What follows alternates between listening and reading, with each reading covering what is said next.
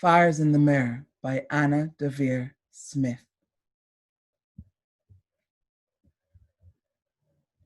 The Crown Heights Conflict, background information.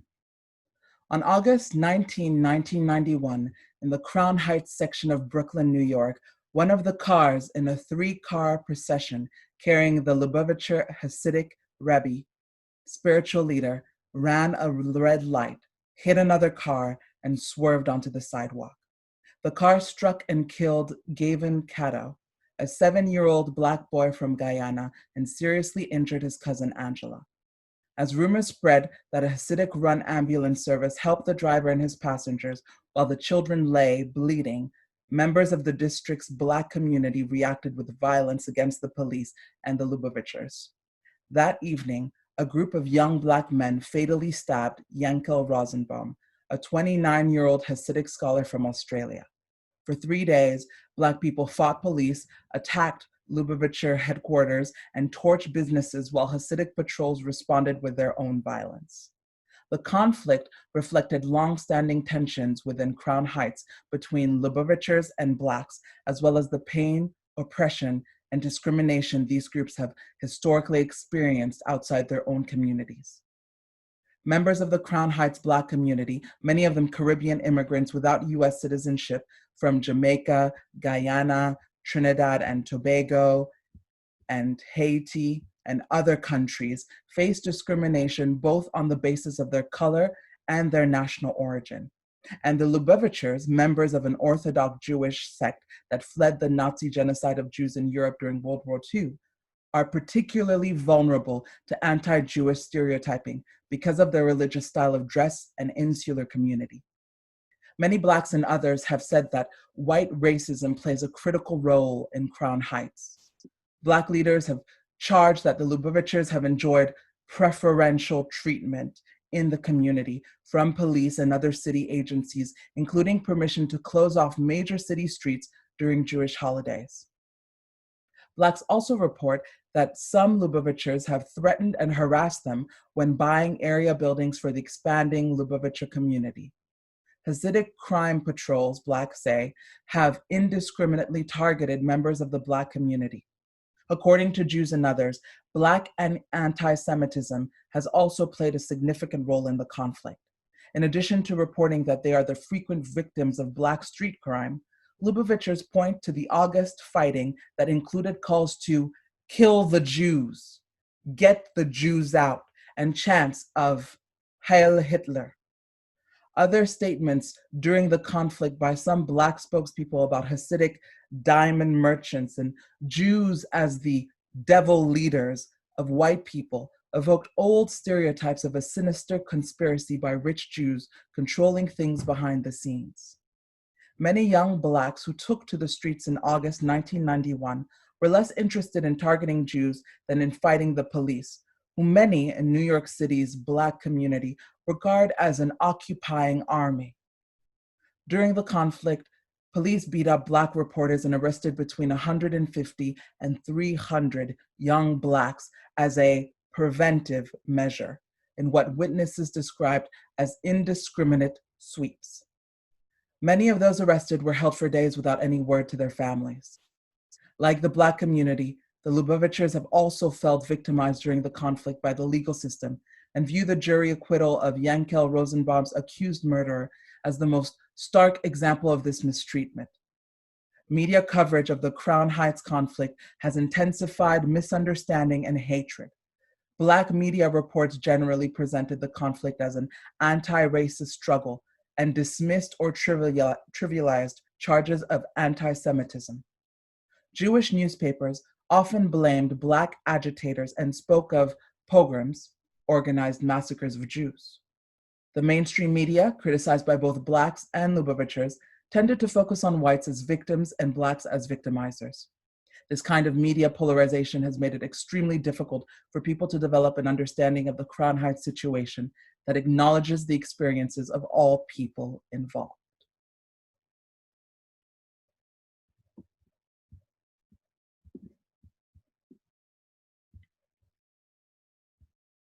Ntozake Shange, the desert. This interview was done on the phone at about 4 p.m. Philadelphia time. The only cue Ntozake gave about her physical appearance was that she took one earring off to talk on the phone. On stage, we placed her upstage center in an armchair smoking. Then we placed her standing downstage.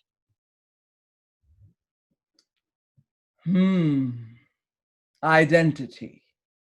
It is, in a way, it's sort of, it's a psychic sense of place. It's a way of knowing I'm not a rock or that tree. I'm this other living creature over here. And it's a way of knowing that no matter where I put myself, that I am not necessarily what's around me. I am part of my surroundings, and I become separate from them. And it's being able to make those differentiations clearly that lets us have an identity. And what's inside our identity is everything that's ever happened to us. Everything that's ever happened to us, as well as our responses to it. Because we might be alone in a trance state, someplace like the desert. And we begin to feel as though we are a part of the desert, which we are right at that minute. But we are not the desert. We are part of the desert. And when we go home, we take with us that part of the desert that the desert gave us. But we're still not the desert. It's an important differentiation to make because you don't know what you're giving if you don't know what you have. And you don't know what you're taking if you don't know what's yours and what's somebody else's.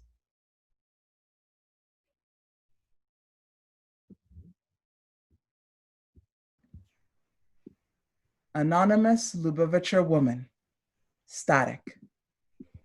This interview was actually done on the phone. Based on what she told me she was doing, and on the 3 visits I made to her home for the other interviews, I devised this physical scene. A Lubavitcher woman in a wig and loose-fitting clothes. She's in her mid-30s. She's folding clothes. There are several children around. 3 boys of different ages are lying together on the couch. The oldest is reading to the younger 2. A teenage girl with long hair, a button-down collar shirt, and a skirt is sweeping the floor.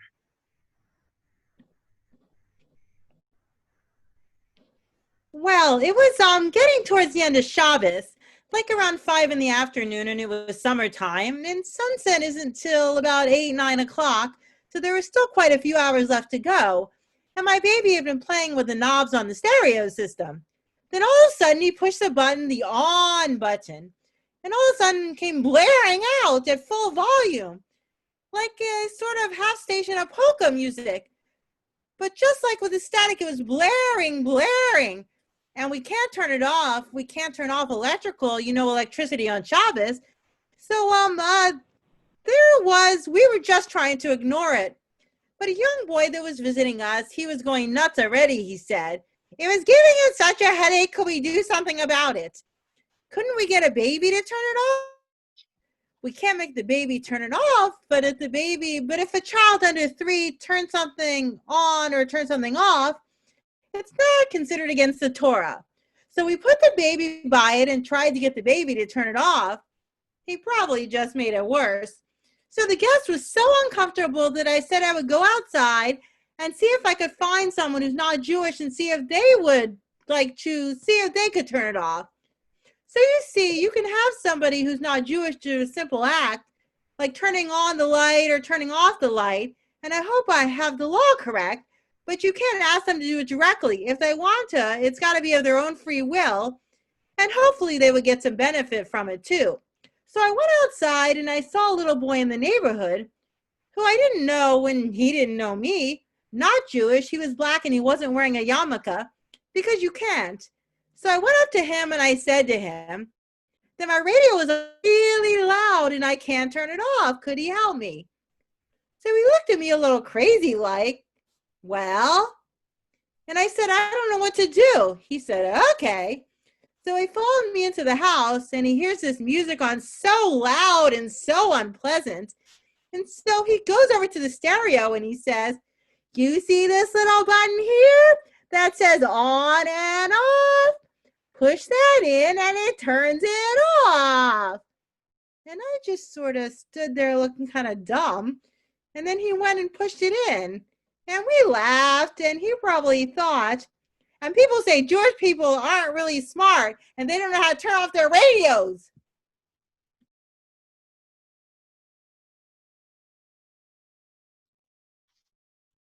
George C. Wolfe, 101 Dalmatians.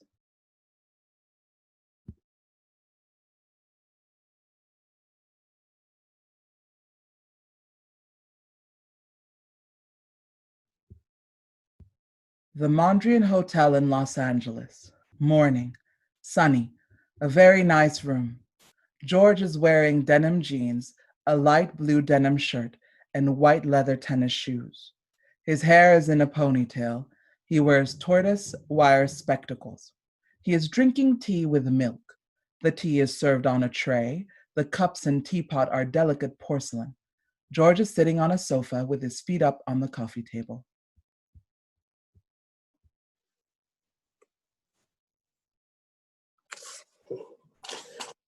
I mean, I grew up on a one-block street that was black.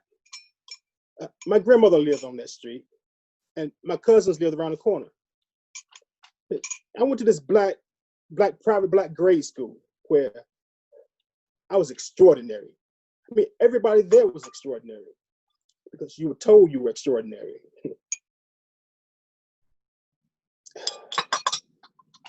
It was very clear, though, that I could not go to see 101 Dalmatians at the Capitol Theater because it was segregated.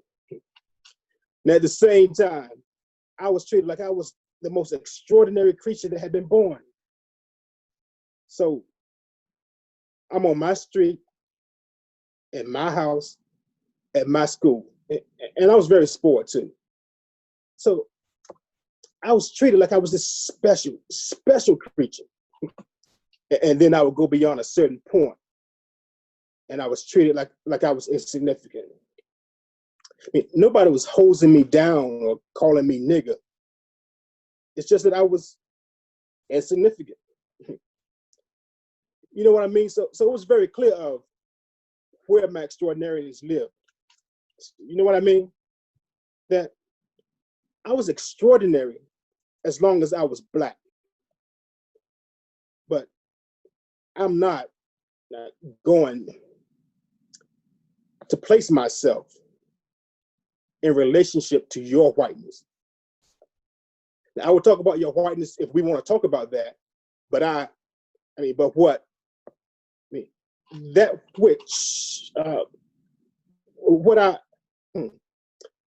am I saying? My blackness does not resist or exist in relationship to your whiteness. You know, it does not exist in relationship to. It exists. It exists. And I come, you know what I mean? Like I said, I come from, it's very complex, confused, neurotic, at times destructive reality. But it is completely and totally a reality contained and full unto itself. You know, it's complex, it's demonic, it's ridiculous, it's absurd, it's evolved. It's all that stuff. But that's the way I grew up. So that therefore, and then you're white. And then there's a point when and these two things come into contact.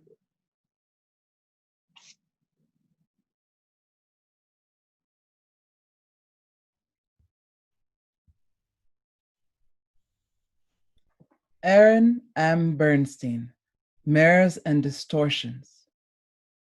Evening, Cambridge, Massachusetts, fall. He is a man in his 50s, wearing a sweater and a shirt with a pen guard. He is seated at a round wooden table with a low hanging lamp.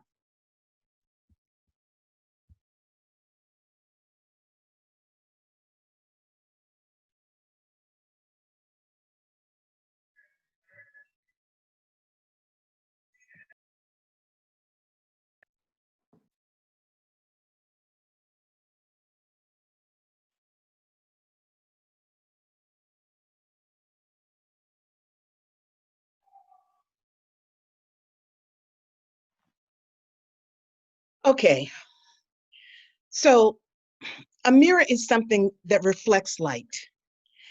It's the simplest instrument to understand, okay? So a simple mirror is just a flat reflecting substance like, for example, it's a piece of glass which is silvered on the back, okay? Now, the notion of distortion, that also goes back to literature, okay? I'm trying to remember from art. You probably know better than I. You know, you have a pretty young woman and she looks in the mirror and she's a witch because she's evil on the inside. That's not a real mirror. It's as everyone knows, let's see, where you see, you know, the inner thing. Now, that really goes back in literature. So everyone understood that mirrors don't distort. So that was not really a play on words, but on a concept. But physicists do talk about distortions. It's a big, big subject, distortions. I'll give you an example. If you want to see the stars, you make a big reflecting mirror. That's one of the ways. You make a big telescope, and as you gather in a lot of light, and then it focuses on a point, and then there's always something called the circle of confusion. So if you don't make the thing perfectly spherical or parabolic, then if there are errors in the construction, which you can see, it's easy. If it's huge, then you're going to have a circle of confusion. You see? So that's the reason for making the telescope as large as you can, because you want that circle to seem smaller, and you want the easily see errors in the construction. So you see, in physics, it's very practical. If you want to look up in the heavens and see the stars as well as you can without distortion, if you're counting stars, for example, and two look like one, you've blown it.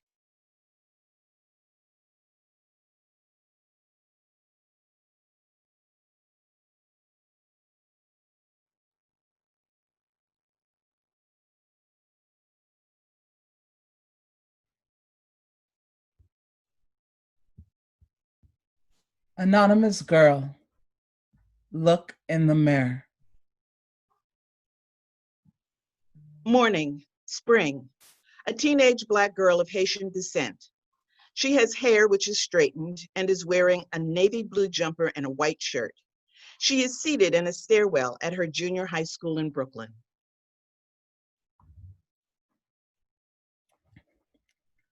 When I look in the mirror, I don't know. How did I find out I was Black? When I grew up and I look in the mirror and saw I was Black. When I look at my parents, that's how I knew I was Black. Look at my skin.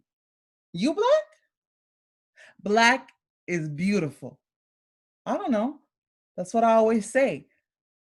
I think white is beautiful too, but I think black is beautiful too. In my class, nobody is white. Everybody's black. And some of them is Hispanic. In my class, you don't call any of them Puerto Ricans. They despise Puerto Ricans. I don't know why. They think that Puerto Ricans are stuck up in everything. They say, oh my gosh, my nail broke. Look at that cute guy and everything. But they act like that themselves. They act just like white girls. Black girls is not like that. Please, you should be in my class. Like they say that Puerto Ricans act like that and they don't see that they act like that themselves. Black girls, they do bite off the Spanish girls. They bite off of your clothes. You don't know what that means? Biting off? Like biting off somebody's clothes, like cop following. And last year, they used to have a lot of girls like that.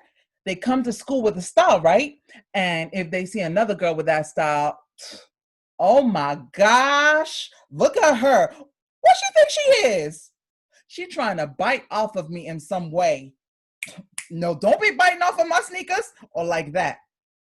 Or doing a hairstyle. I mean, Black people are into hairstyle. So they come to school, see somebody with a certain style. They say, I'm going to get me one just like that. That's the way Black people are. Yeah. They don't like people doing that to them. And they do that to other people. So the Black girls will follow the Spanish girls. The Spanish girls don't bite off of us. Some of the Black girls follow them, but they don't mind. They don't care. They follow each other. Like there's 3 girls in my class. They from the Dominican Republic. They all stick together like glue. They all 3 best friends. They don't follow nobody. Like there's none of them lead on anything. They don't hang around us either. They're by themselves.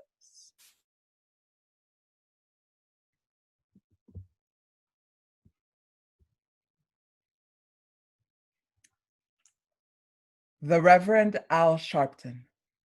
Me and James's Thing.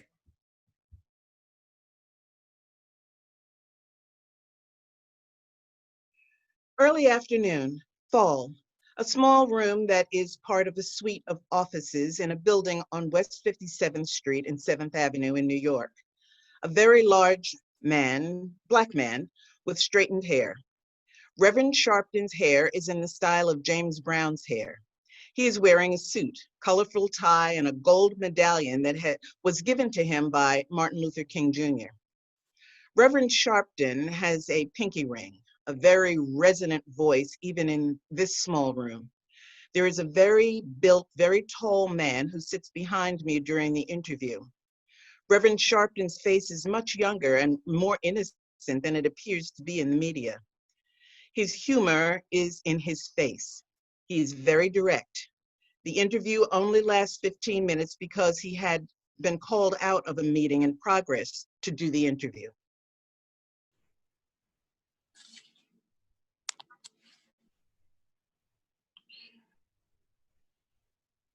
James Brown raised me. I never had a father. My father left when I was 10. James Brown took me to the beauty parlor one day and made my hair like this. It made me promise to wear it like that till I die.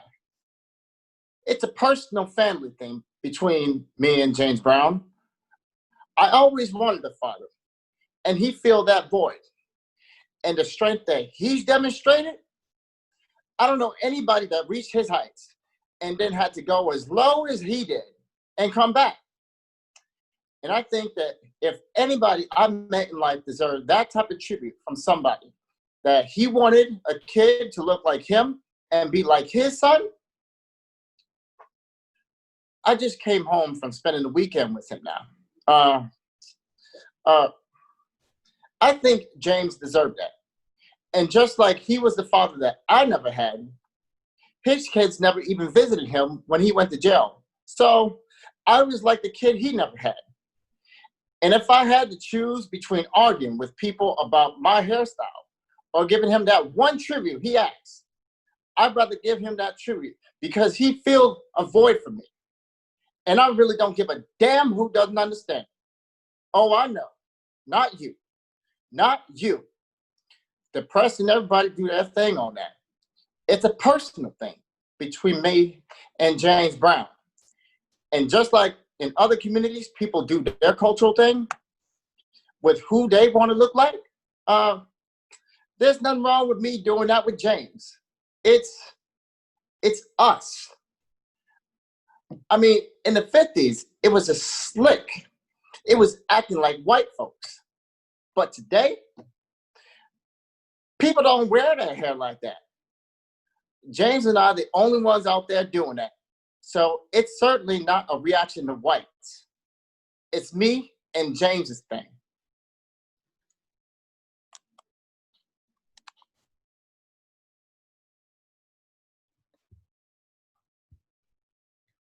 Rivkah Siegal, Wigs.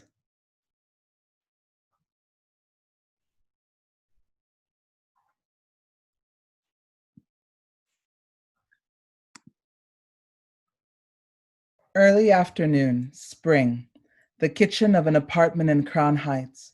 A very pretty Lubavitcher woman with clear eyes and a direct gaze, wearing a wig and a knit sweater that looks as though it might be hand knit. A round wooden table, coffee mug.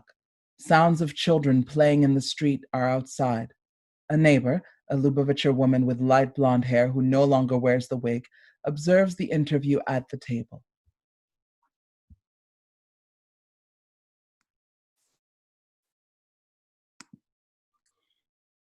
Your hair.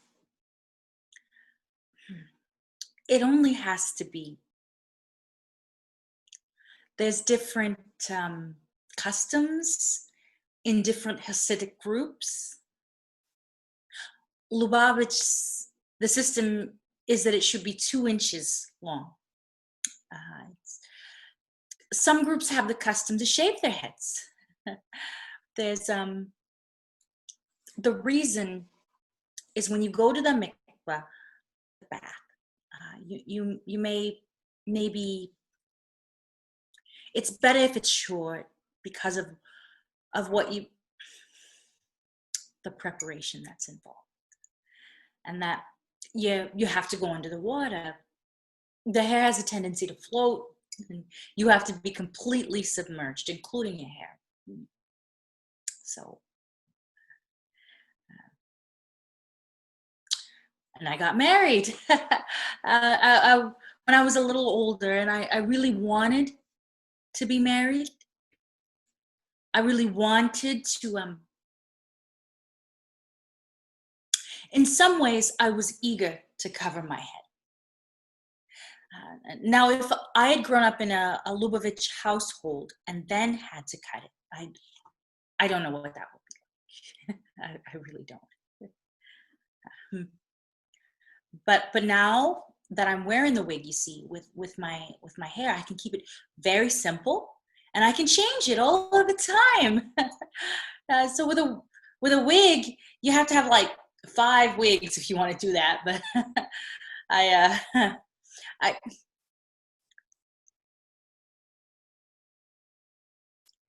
feel somehow like it's fake. I feel like it's not me. I try to be as much myself as I can, and it just bothers me that I'm kind of fooling the world. I used to go to work, I would wear a different wig, and they'd say like, "I like your new haircut." And I'd say, "It's not mine." You know, it was very hard for me to say it. And it became very difficult. I mean, I've gone through a lot with wearing wigs, not wearing wigs. It's been a big issue for me.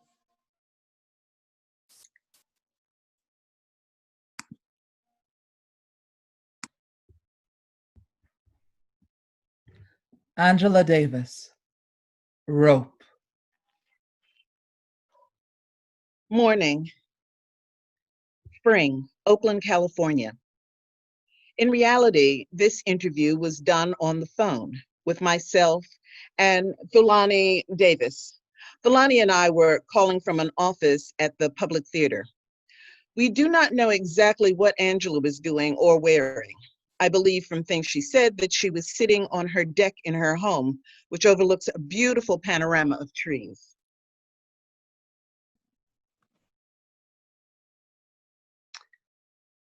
Of course, for many years in African American history, race was synonymous with community.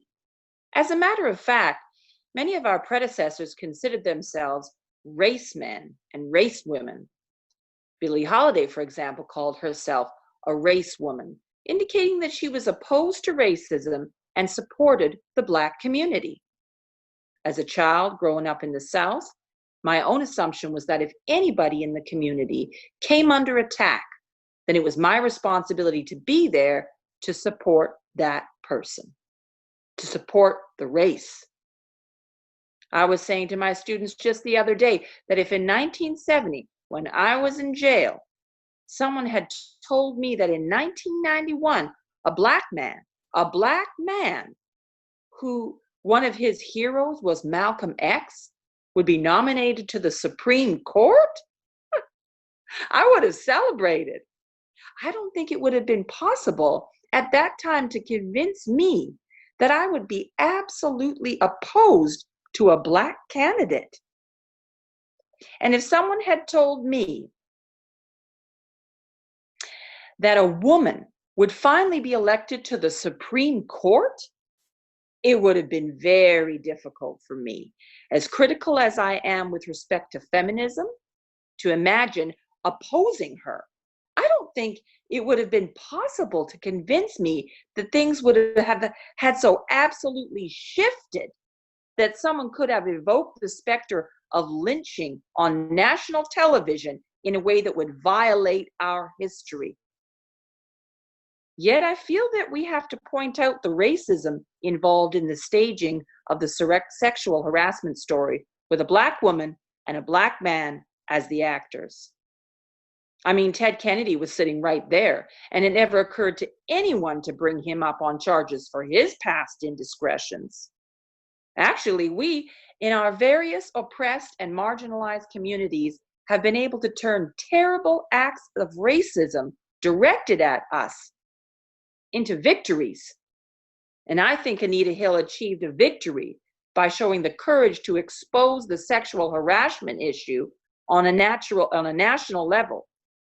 This is a very complicated situation, but I have no problems aligning myself politically against Clarence Thomas. I am very passionate about that. But at the same time, we have to think about the racism that made the Thomas Hill hearings possible. So I think we need to develop new ways of looking at community. Race in the old sense has become an increasingly obsolete way of constructing community because it is based on an immutable biological facts in a pseudo-scientific way. Now, this does not mean that we ignore racism. Racism is at the origins of this concept of race. There were not racists. Racism is at the origins of this concept of race. It's not the other way around. There were not racists. This one race who suddenly came to dominate the others.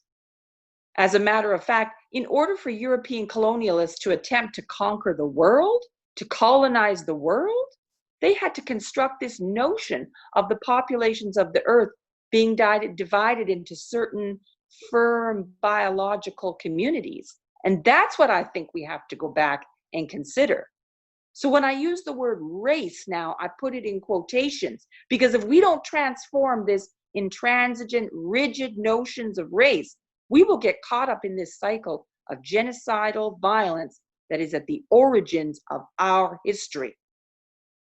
So I think I'm convinced, and this is what I'm working on in my political practice right now, that we have to find different ways of coming together.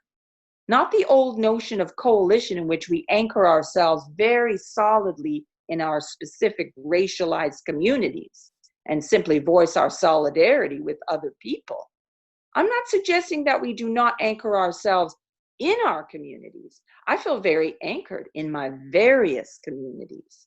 But I think that, to use a metaphor, the rope attached to the anchor should be long enough to allow us to move into other communities to understand and learn.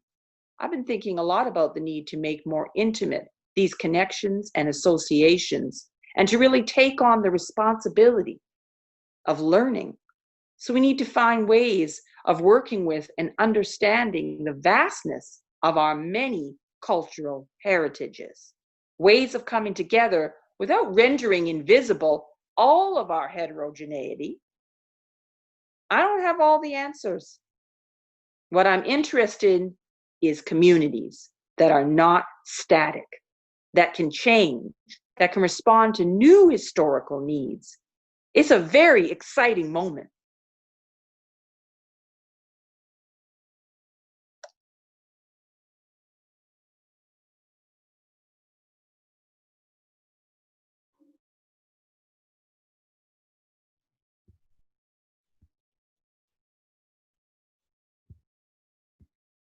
Monique Big Mo Matthews, Rhythm and Poetry. In reality, this interview was done on an afternoon in the spring of 1989, while I was in residence at the University of California, Los Angeles, as a fellow at the Center for Afro-American Studies. Mo was a student of mine. We were sitting in my office, which was a narrow office with sunlight. I performed Mo in many shows, and in the course of performing her, I changed the setting to a performance setting with microphone. I was inspired by a performance that I saw of Queen Latifah in San Francisco, and by Mo's behavior in my class, which was performance behavior, to stage the setting to one that was more theatrical, since Mo's everyday speech was as theatrical as Latifah's performance speech. Speaking directly to the audience, pacing the stage.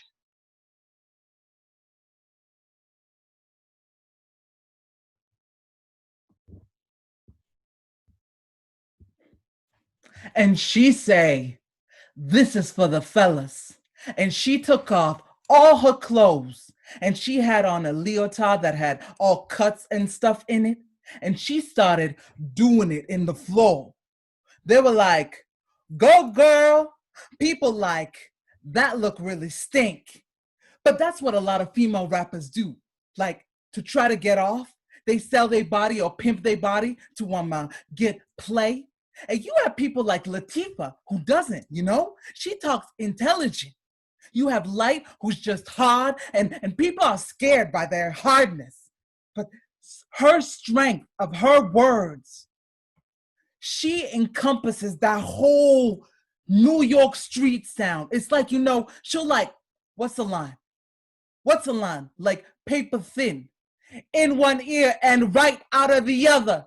It's like, I don't care what you have to say. I'm getting done what's gotta be done. Man can't come across me. A female, she can't stand against me. I'm just the toughest. I'm just the hardest. You just can't come up against me. If you do, you get waxed. It's like a lot of my songs. I don't know if I'm gonna get blacklisted for it. The image that I want is a strong African, strong Black woman. And I'm not down with what's going on. Like Big Daddy Kane had a song and called Pimpin' Ain't Easy. And he sat there and he talked for the whole song. And I sit there, I want to slap him. I want to slap him so hard. And he talks about, it's one point he goes, yeah, Puerto Rican girls call me Poppy, and even white girls say I'm a hunk. I'm like, what you mean even? Oh, Black girls ain't good enough for you, huh? And one of my songs has a line that's like, pimpin' ain't easy, but whoring ain't proper. Respect and cherish the original mother. And a couple of my friends were like, Mo, you good, but I can't listen to you because you be men bashing. I say, I ain't men bashing. It's female asserting. Shit. I'm tired of it. I'm tired of my friends just accepting that they just considered to be a hoe. You got a song, Everybody's a Hottie? A hottie means you a freak. You a hoe. And it's like Too Short gets up there and he goes, bitch. Like he stretches bitch out for as long as possible. Like you just a hoe and you can't be saved. And Two Live Crew, we want some pussy. And the girls, lali, lali, lali, lali. It's like my friends say, Mo, if you so bad, how come you don't never say nothing about Two Live Crew? When I talk about rap and I talk about people demeaning rap, I don't even mention them because they don't understand the fundamentals of rap. Rap is basically broken down rhythm and poetry. And poetry is expression. It's just like poetry. You release so much through poetry. You get angry. You get it? Poetry is like intelligence. You just release it all. And if you don't have a complex rhyme, it's like, I'm going to the store. What rhymes with store? More store for more ball. I'm going to the store. I hope I don't get bored. It's like, what you saying, man? Who cares? You have to have something that flows. You have to be deaf. D-E-F. I guess I have to think of something for you that ain't slang. Deaf is dope. Deaf is live. When you say something's dope, it means it is the epitome of the experience. And you have to be deaf by your very presence because you have to make people happy. And we are living in a society where people are not happy with their everyday lives.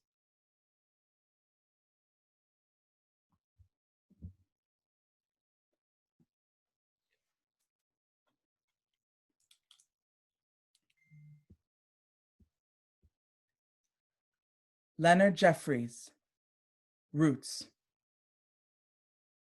3 p.m. Wednesday, November 20th, 1991. A very large conference room in the African American Studies Department at CUNY. Drawn Venetian blinds, fluorescent lighting. Dr. Jeffries wears a light multicolored African top and a multicolored African hat. His shoes are black functional shoes, like the shoes to a uniform. He sits facing the table and often sits back with the chair back from the table, often touches the table, and often sits back with the chair on its back legs only. Sometimes he scratches his head by throwing his hat forward on his head with great ease and authority. There is a bodyguard, a large, heavy-set African-American man present.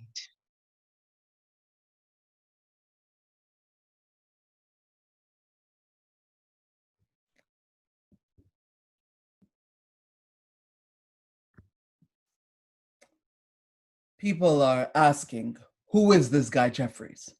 When they find out my background, they're going to be surprised. They're going to find out that I was even related to Alex Haley. In fact, I was a major consultant for Roots. In fact, there might not have been a Roots without me. Now, when I say that, that's my own personal in-group joke with Alex.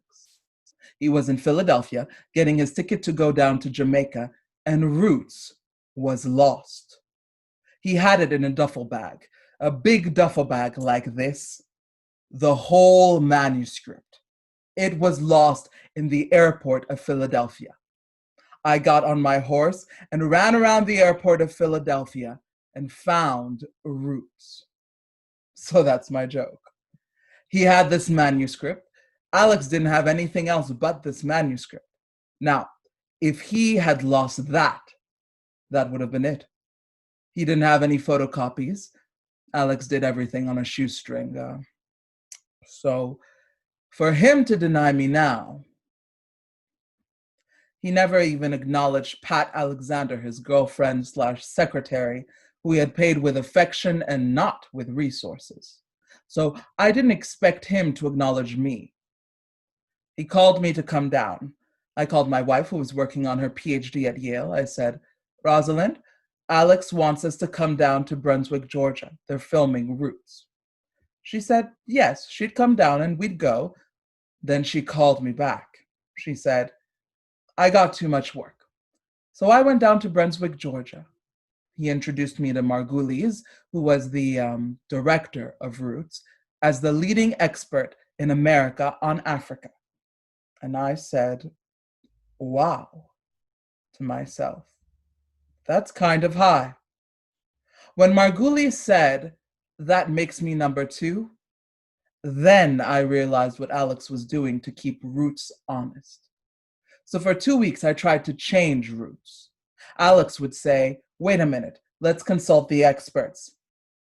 After 2 weeks, they got tired of me, sat me down and said, "Dr. Jeffries," at lunch, "we are very happy to have you here, but we just bought the rights to the book Roots.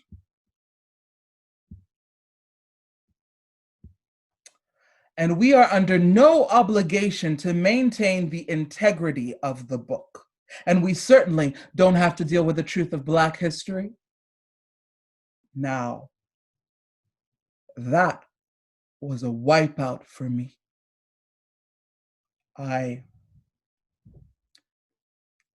There's been very few traumatic moments.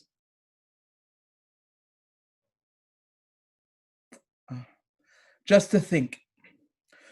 Now, I wasn't even prepared for this, but Pat had called me before and said, "Len, I'm looking at this document and I don't know what to make of it." I said, "What is it, Pat? What is it?" And I knew she was nervous. She said, "I'm reading a contract that says Roots has been sold to David Wolpe and their heirs forever and ever. And their heirs forever and ever." Alex had signed the contract for $50,000. $50,000 for paperback Roots. Something that made how much? $300 million? He was suing them for years. The millions he made on TV Roots, he spent a lot of it to sue Doubleday to get a better deal. I don't know if he ever got it. Roots was a devastation. The tens of millions and hundreds of millions made on Roots went to produce, not to make, more Black series like Roots, but they went to produce a series, maybe a dozen miniseries, on Jewish history, as opposed to Black history. You can document what was produced in terms of Black history compared to what was produced of Jewish history. It's a devastation. But the one thing that came out of this for me was that when these people told me, "We bought your research, we bought your history, you really have no..."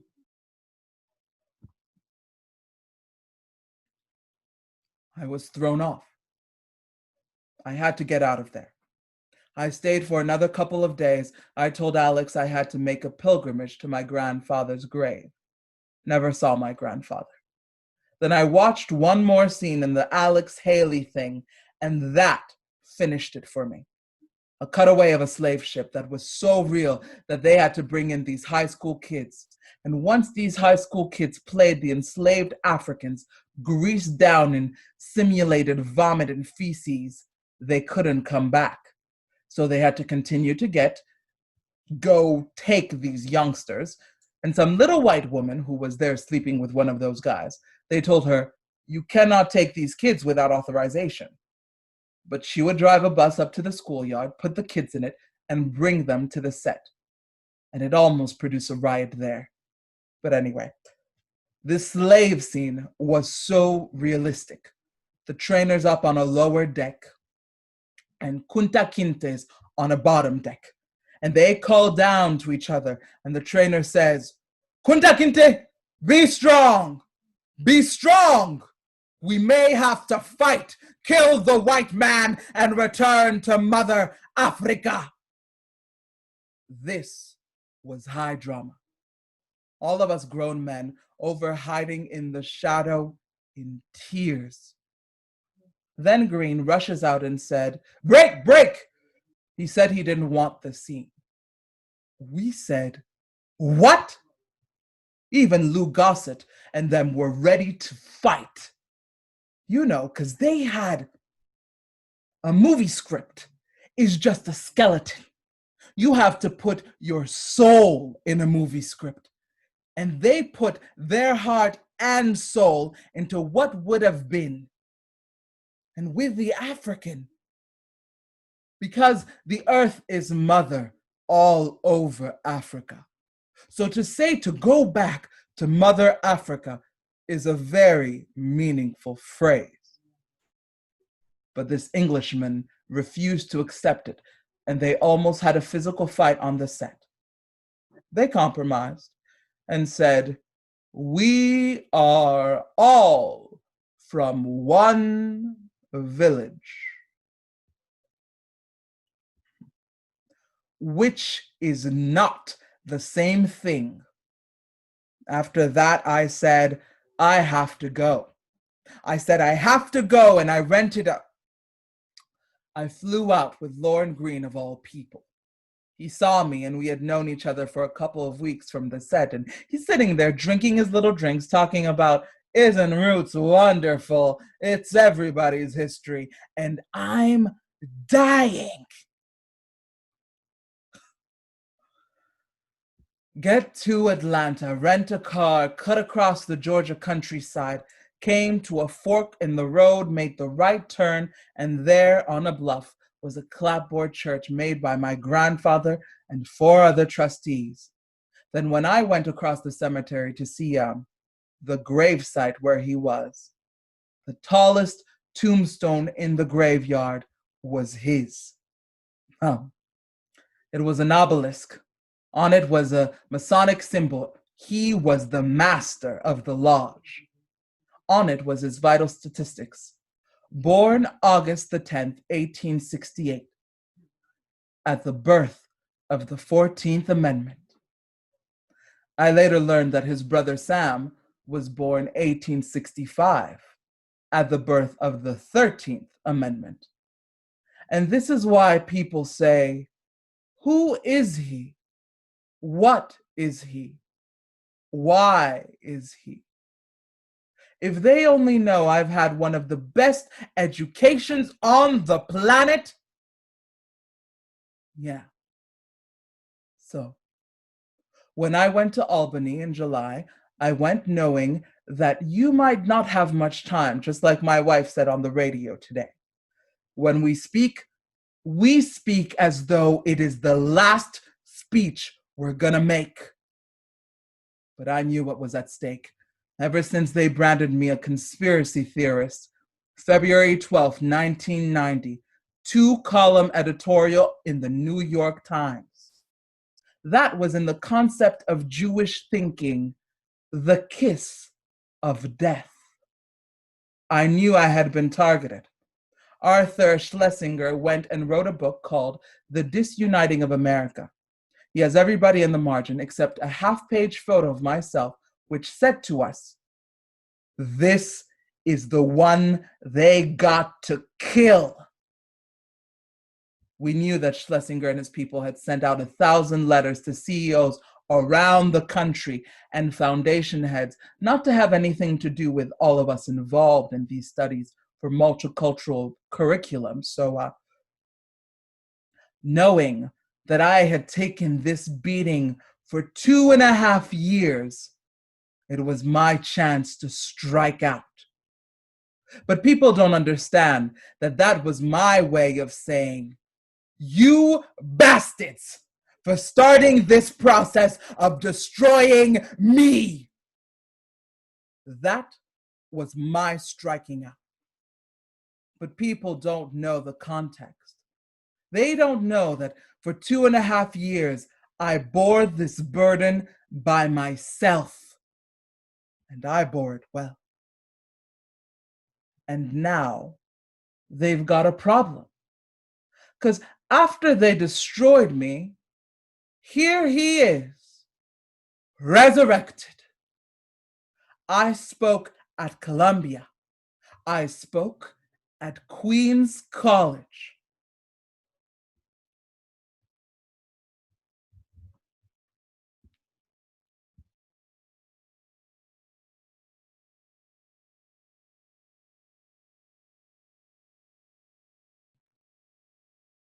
Letty Cottin Pogrebin, near enough to reach. Evening, the day before Thanksgiving, 1991. On the phone, direct, passionate, confident, lots of volume.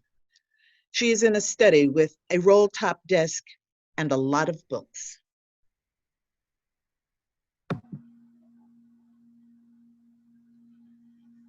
I think it's about rake frustration and the old story that you pick a scapegoat. That's much more, I mean, Jews and blacks. That's manageable because we're near. We're still near enough to each other to reach.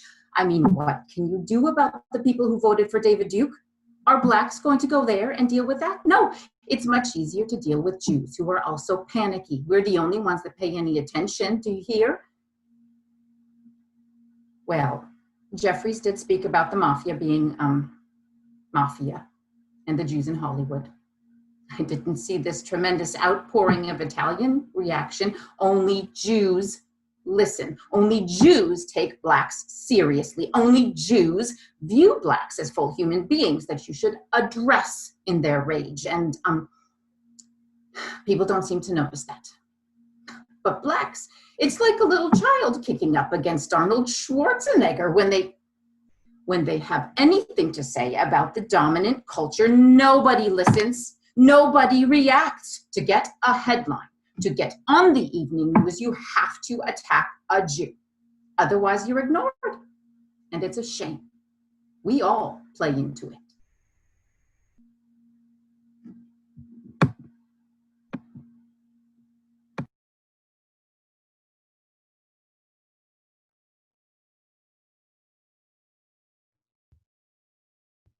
Minister Conrad Mohammed, 7 verses. April 1992, morning, a cafe/restaurant, Roosevelt Island, New York. We are sitting in the back in an area that is surrounded by glass, floor-to-ceiling windows. Mr. Mohammed is impeccably dressed in a suit of an elegant fabric. He wears a blue shirt and a bow tie. He has on fine shoes, designer socks, and a large fancy watch and wedding ring. His hair is closely cropped. He drinks black coffee and uses a few packs of sugar. He is traveling with another man, also a Muslim, in the clothing of a Muslim, impeccable, who sits at another table and watches us.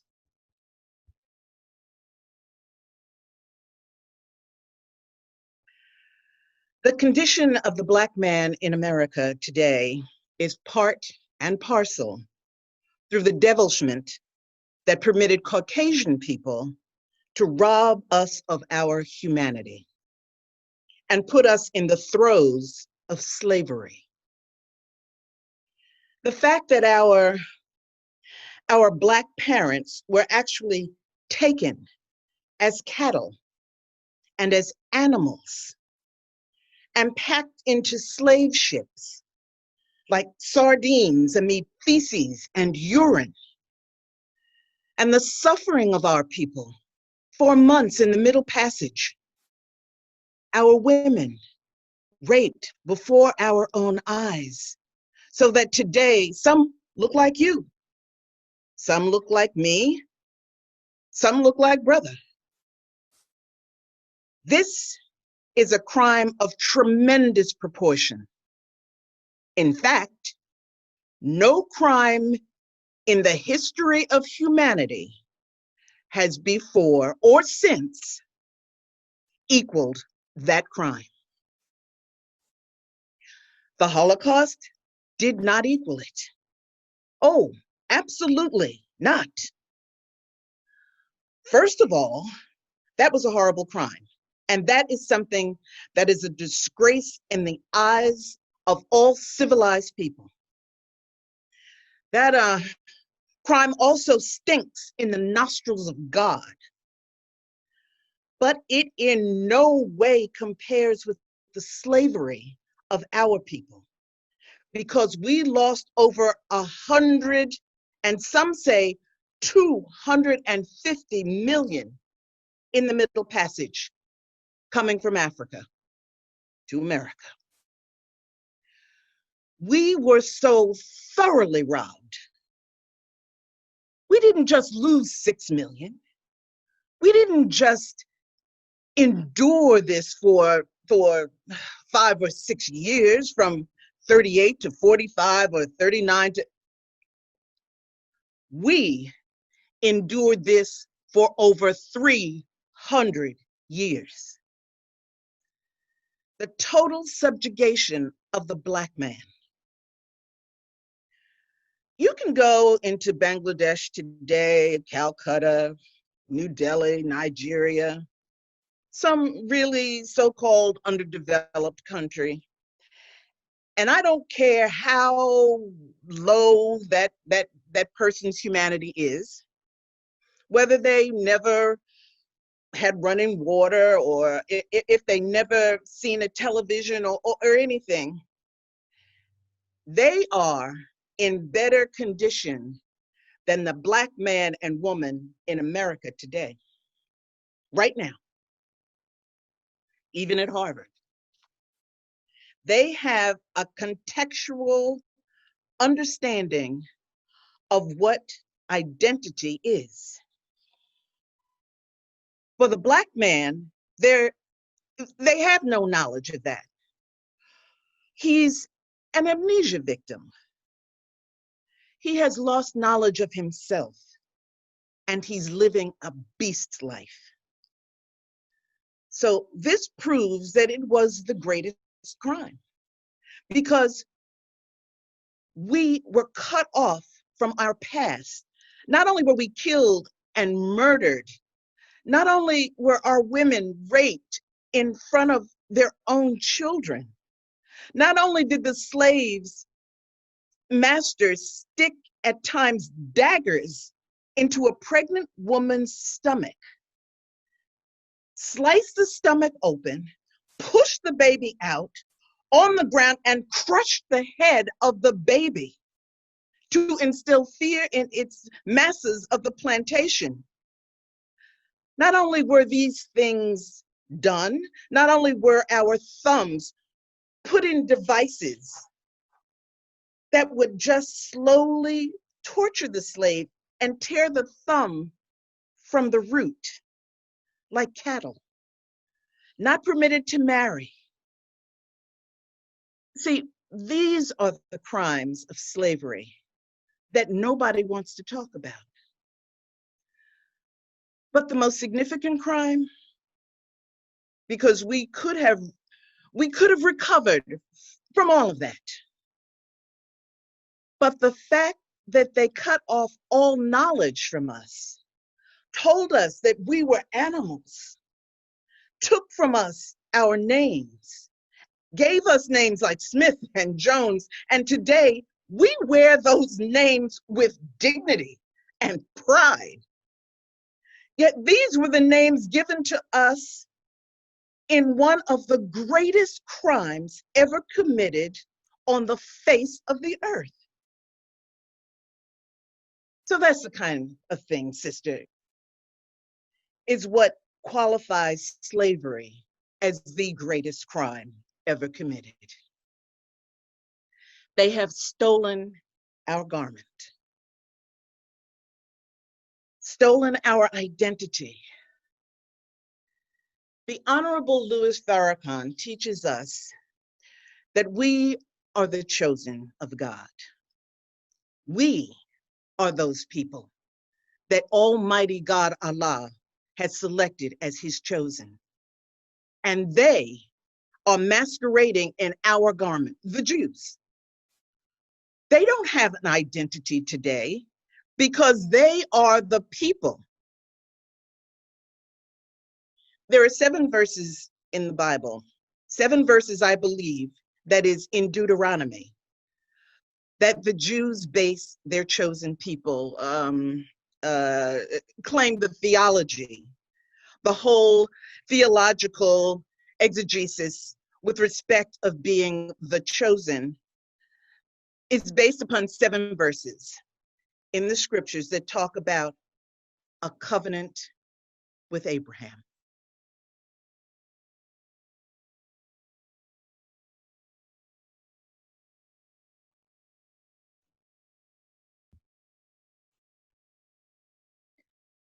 Letty Cottin Pogrebin, Isaac. Morning, spring, on the phone. She's in her office in her home on West 67th Street in Central Park West in Manhattan. Her office has an old-fashioned wooden roll-top desk and bookcases filled with books. She says she was wearing leggings and a loose shirt.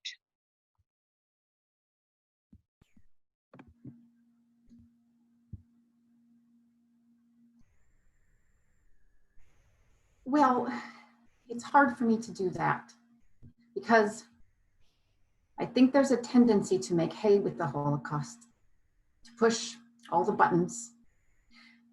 And I mean, this story about my Uncle Isaac makes me cry, and it's going to make your audience cry.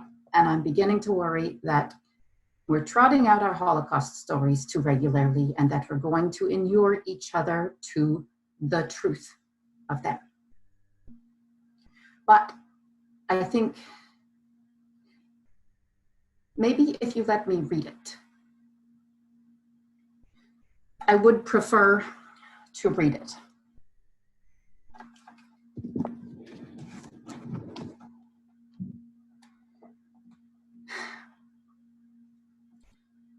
I remember my mother's cousin, Isaac, who came to New York immediately after the war and lived with us for several months. Isaac is my connection to dozens of other family members who were murdered in the concentration camps. Because he was blonde and blue-eyed, he had been chosen as the designated survivor of his town. That is, the Jewish councils had instructed him to do anything to stay alive and tell the story. For Isaac, anything turned out to mean this. The Germans suspected his forged Aryan papers and decided that he would have to prove by his actions that he was not a Jew. They put him on a transport train with the Jews of his town and then gave him the task of herding into the gas chambers everyone in his trainload. After he had fulfilled that assignment with patriotic German efficiency, the Nazis accepted the authenticity of his identity papers and let him go. Among those whom Isaac packed into the gas chambers that day, dispassionately, as if shoving a few more items into an overstuffed closet, were his wife and 2 children. The designated survivor arrived in America at about age 40 with prematurely white hair and a dead gaze within the sky blue eyes that helped save his life. As promised, he told his story to dozens of Jewish agencies and community leaders and to groups of families and friends, which is how I heard the account translated from his Yiddish by my mother. For months he talked, speaking the unspeakable, describing a horror that American Jews had suspected but could not conceive, a monstrous tale that dwarfed the demonology of legend and gave me the nightmare I still dream to this day. And as he talked, Isaac seemed to grow older and older until one night, a few months later, When he finished telling everything he knew, he died.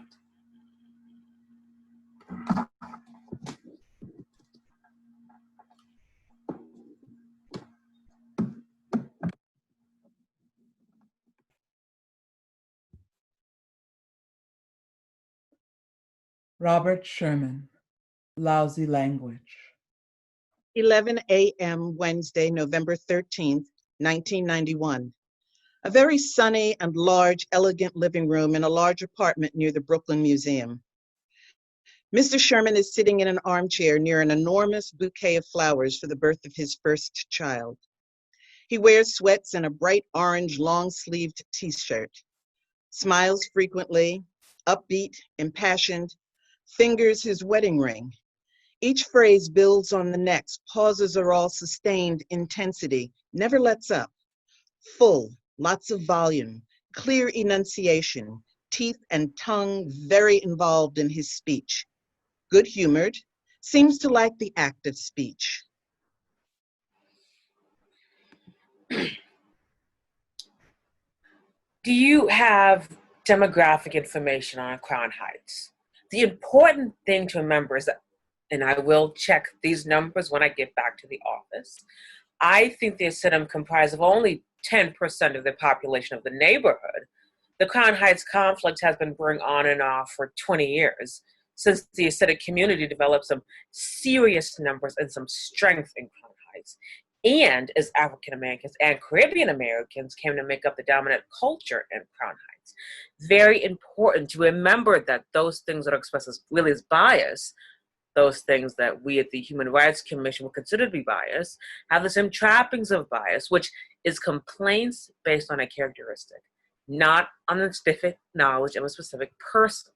There's sort of a soup of bias, prejudice, racism, and discrimination. I think bias really does relate to feelings with a balance, feelings with feelings that can go in a direction positive or negative, though we usually use it to bias to mean a negative. What it means usually is negative attitudes that can lead to negative behaviors, biased acts, biased incidents, or biased crimes. Racism is hatred based on race. Discrimination refers to an act against somebody so that the words actually tangle up. I think in big part because vocabulary follows general awareness. I think, the Eskimos have 70 words for snow. We probably have 70 different kinds of bias, prejudice, racism, and discrimination, but it's not in our mindset to be clear about it. So I think that what we have is a sort of lousy language on the subject. And that reflection is in our unwillingness to deal with it honestly and to sort it out. I think we have very, very bad language.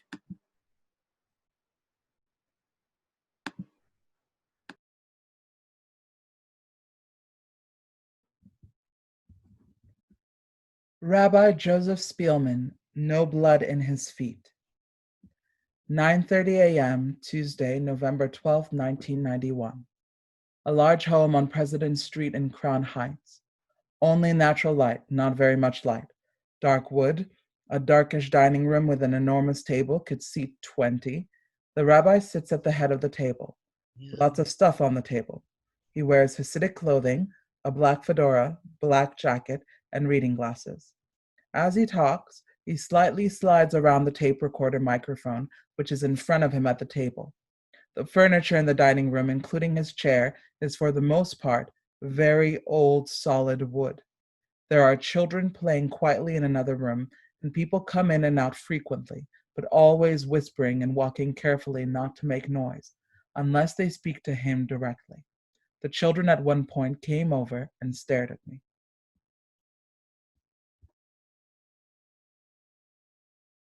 Many people were on the sidewalk, talking, playing, drinking beer or whatever, being that type of neighborhood. A car driven by an individual, a Hasidic individual, went through the intersection, was hit by another car, thereby causing it to go onto the curb, thereby causing it onto the sidewalk. And The driver, on seeing himself in such a position that he felt he was going to definitely hit somebody because of the amount of people on the sidewalk, he steered at the building so as to get out of the way of the people. Obviously, for the most part, he was successful. But regrettably, one child was killed and another child was wounded.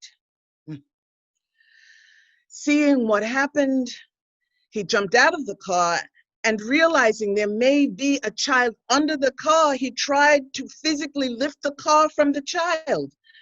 Well, as he was doing this, the Afro-Americans were beating him already. He was beaten so much he needed stitches in the scalp and the face, 15 or 16 stitches. And also, there were 3 other passengers in the car that were being beaten too. One of the passengers was calling 911 on the cellular phone. A black person pulled the phone out of his hand and ran. Just stole the telephone. The Jewish community has a volunteer ambulance corps, which is funded totally from the nations. There is not one penny of government funds, and totally manned by volunteers, who many times at their expense supply the equipment that they carry to whatever, to save lives. As one of the EMS ambulances was coming, one of the Hasidic ambulances, or the Jewish ambulances, they were there before the Jewish ambulances came. 2 or 3 police cars were already on the scene. The police saw the potential for violence and saw that the occupants of the car were being beaten and were afraid for their safety. At the same time, the EMS asked the Hasidic ambulances for certain pieces of equipment that they had, that they were out of, that they needed to take care of the Cato kid. And in fact, the Hasidic ambulance left, leaving behind one of the passengers. That passenger had a walkie-talkie, and he requested that I come down to pick him up. And at that time, there was a lot of screaming and shouting, and it was a mixed crowd, Hasidic and Afro-American. The police said, "Rabbi, get your people out of here." I told them to leave, and I left. Now, a few hours later, 2.5 hours later, in a different part of Crown Heights, a different scholar from Australia, Yankel Rosenbaum, I think he had a doctorate, or he was working on his doctorate, was walking on the street on his own. I mean, he was totally oblivious. And he was accosted by a group of young Blacks, about 20 of them strong, which was being egged on by a Black male, approximately 40 years old and balding, telling them, "Kill all Jews. Look what they did to the kid. Kill all Jews." And all the epithets that go along with it, Heil Hitler, and all of it. They stabbed him, which later on, the stab wounds were fatal. And he passed away in the hospital. The mayor, hearing about the Cato kid, came to the Kings County Hospital to give condolences to the family of the child who regrettably had been killed. At the meantime, they had already wheeled in Mr. Rosenbaum. He was in the emergency room, and I was at the hospital at the same time. And the mayor, seeing me there, expressed his concern that a child, an innocent child, had been killed. Where I explained to him the fact that whereas the child was killed from an unfortunate accident, where there was no malice here, there was an individual lying in the same emergency room who had been stabbed with malicious intent, and for the sole reason, not that he did anything to anyone, just for the fact that he happened to be Jewish. And the mayor went with me to the emergency room to visit Mr. Rosenbaum. This was approximately 1.5 hours before he passed away. I noticed at the time that his feet were completely white. And I complained to the doctor on the scene. He's having a problem with blood circulation because there's no blood in his feet. And she gave me some asinine answer. And the mayor asked her what his condition is. Serious, but stable. In the meantime, he was screaming in pain and they weren't doing anything. Subsequently, they started giving him anesthesia in a time that they weren't allowed to give him anesthesia, and while he was under anesthesia, and he passed away. So there was totally mismanagement in his case. So whereas the mayor had been fed, his people got whatever information he got out of the Black community, was that the driver had run a red light, and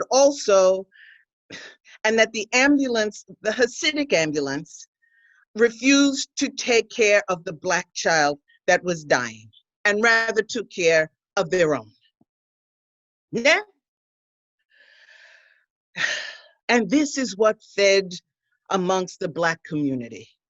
And it was false. It was totally false.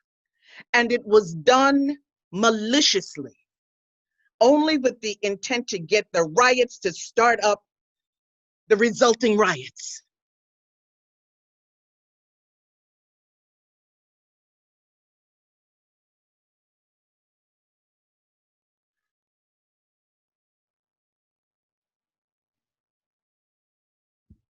The Reverend Canon Dr. Heron Sam. Mexican Standoff.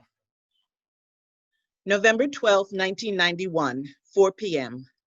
The rectory office at St. Mark's Church in Crown Heights.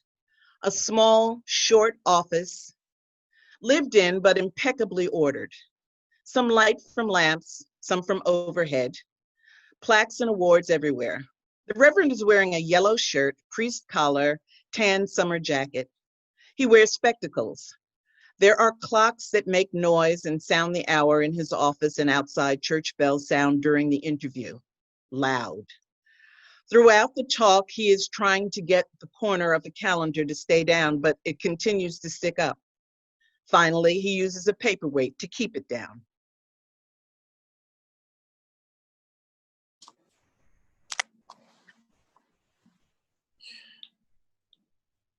You can't have that kind of accident if people are observing the speed limit.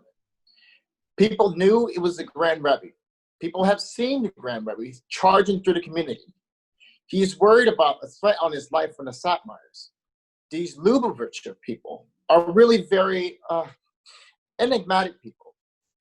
They move so easily between simplicity and sophistication because they fear for his life, because the Satmars, who are their sworn enemies, have threatened to kill the Rebbe. So whenever he comes out, he's got to be whisked, you know, like a president, or even better than a president. He says he's an international figure, like a pope. I say then, why don't you get the Swiss guards to escort you rather than using the police and taxpayers' money? He's got to be whisked quickly through the neighborhood. Can't walk around. He used to walk when I first came. Now, he doesn't walk at all. They drive him. And when he walked, you could tell he was in front because he was protected all around, and they spilled out onto the streets, and buses had to stop because this big band had to escort the Rebbe from his house over there to the synagogue. So the Rebbe goes to the cemetery. Every time the Rebbe goes to the cemetery, which is once a week, to visit his wife, dead wife, and father-in-law, the police lead him in escort, charging down the street at 70 miles an hour in Metropolis. What do you want? It happened on this occasion as they were coming back. The police car with its siren had gone over a main intersection with the light in favor of the police car. The Rebbe's Cadillac had passed when the lights had become amber, and nobody expected the bodyguard van, station wagon, to deliberately go through the red lights. So the traffic that had the right of way kept coming, and bang, came the collision, and the careening onto the sidewalk had to damage whoever was there. And then they were more concerned about licking their own wounds rather than picking the car off the boy who died as a result. And then the ambulance that came, the Jewish ambulance, was concerned about the people in the van while some boy lay dead. A black boy lay dead on the street. The people showed their anger. They burned and whatever else, upturned police cars and looted. And as a result, I think in retaliation, murdered one of the Hasidics. But that was just the match that lit the powder keg. It's going to happen again and again. There's a Mexican standoff right now, but it's going to happen again.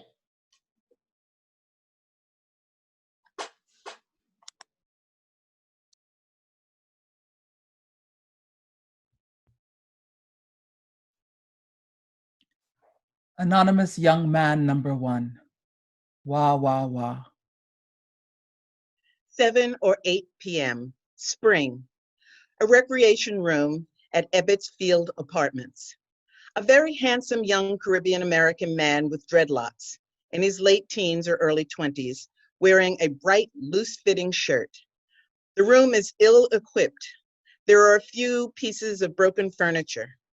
It is poorly lit. A woman, Kim, with dreadlocks and shells in her hair, is at the interview. It was originally scheduled to be her interview. The anonymous young man number 1 and the anonymous young man number 2 started by watching the interview from the side of the room, but soon approached me and began to join in. Anonymous young man number 1 was the most vocal.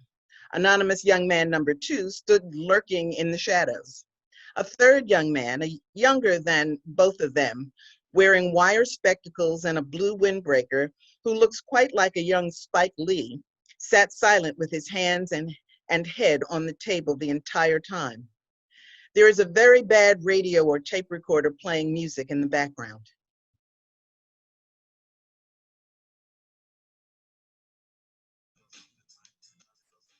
What I saw was she was pushing her brother on the bike, like this, right? And she was pushing him, and he kept dipping around, like he didn't know how to ride the bike. So she kept running and pushing him to the side. And so she was already running when the car was coming. So I don't know if she was running towards him, because we was watching the car weaving, and we was going, oh, yo, it's like, it's a Jew, man. He broke the stoplight and they never get arrested. At first we was laughing, man, because we was like, they do anything and get away with it. And then we saw he was out of control, you know? And then well, we started regretting laughing, because then we saw where he was going, you know? First he hit the car right and tore a whole front fender off a car. But then he was like, and we were saying to each other, oh my God, man, look at the kids, you know? And so we was already running over there by the time the accident happened. That was how we knew he was drinking, because he was like, whoa, man. And I was like, yo, man, he's drunk, right? Grab him, don't let him go anywhere. I said, grab him, right? And I didn't want him to limp off in some apartment somewhere and come back in like a different black jacket or something. So I was like, grab him. And then I was like, it's like this ambulance coming for the kids? Because I have been in a lot of confrontations with the Jews before, and I know that when they say an ambulance is coming, it's most likely meant for them. And they was like, oh, Jews, right? Ambulance coming, calm down. God will help them. God will help them if you believe. And he was acting like he was dying. Wow. Me too, I'm hurt too. Wasn't nothing wrong with him. They say that we beat up on that man like he had to have stitches because of us. You don't come out of an accident like that unmarked without a scratch. The most he got from us was maybe slapped by a little kid. And here come the ambulance, and I was like, that's not no city ambulance. Not like this. I was upset, right? And I was like, yo, the man is drunk. He ran a red light. Y'all ain't gonna do nothing? And everybody started coming around, right? And because I was talking about these kids is dying, man. And I'm talking about the skull of the baby is on the ground, man. And the driver, he's walking. I was like, don't let him get into the ambulance. The Jews was like private ambulance. I was like, grab him. But my buddies was like, we can't touch him. Nobody wanted to grab him. Nobody. And I was breaking full, man, because I was mad. I couldn't believe it. Everybody just stood there and that just, it just made me cry, man. I was crying. So I left. I went home, watched the rest of it on TV. It was just too lackadaisy, man. So it was like me, like, man, it was me instigating like the whole thing. And I got arrested for it long after that in Queens. And I can't tell you no more about that, you know? Hey, wait a minute. They got eyes and ears everywhere. What color is the Israeli flag? What color are those police cars? That man was drunk. I opened up his car door and I was like, he's been drinking. I know our words don't have no meaning as Black people in Crown Heights, you know? You realize, man, ain't no justice. Ain't never been no justice. Ain't gonna be no justice.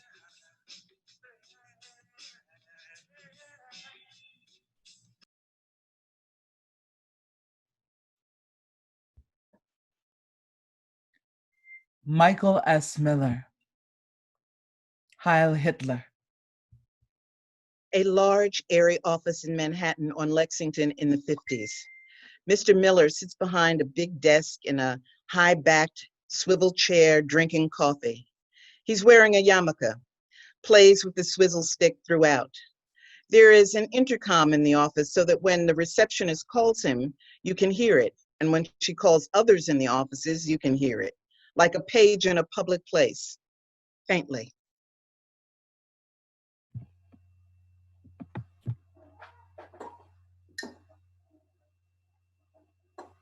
I was at Gavin Cato's funeral. At nearly every public event that was conducted by the Lubavitcher community and the Jewish community as a whole, words of comfort were offered to the family of Gavin Cato. I can show you a letter that we sent to the Cato family expressing our sorrow over the loss, unnecessary loss of their son. I'm not aware of a word that was spoken at the funeral.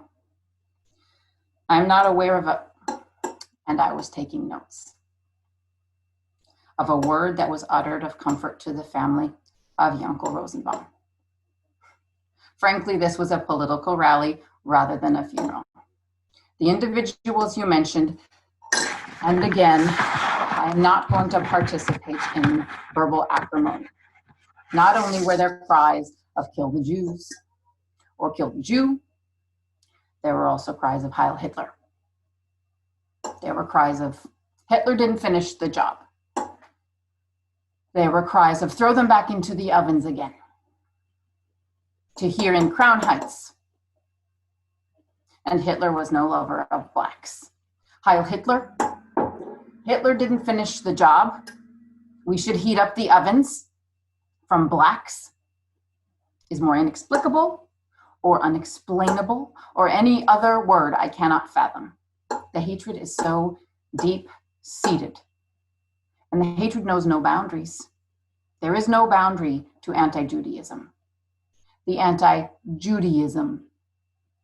If people don't want me to hear me use the word anti-Semitism, and I'll be damned if preferential treatment is gonna be the excuse for every bottle, rock, or pellet that's directed toward a Jew, or the window of a Jewish home or a Jewish store. And frankly, I think the response of the Lubavitcher community was relatively passive.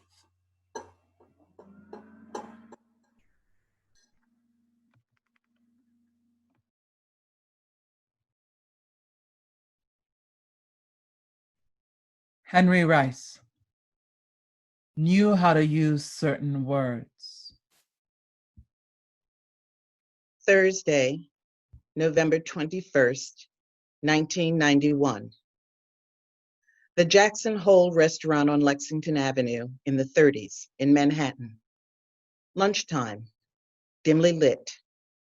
A reddish haze on everything, perhaps from a neon light.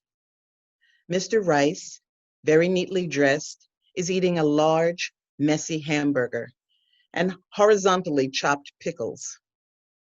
Drinking a Miller Lite.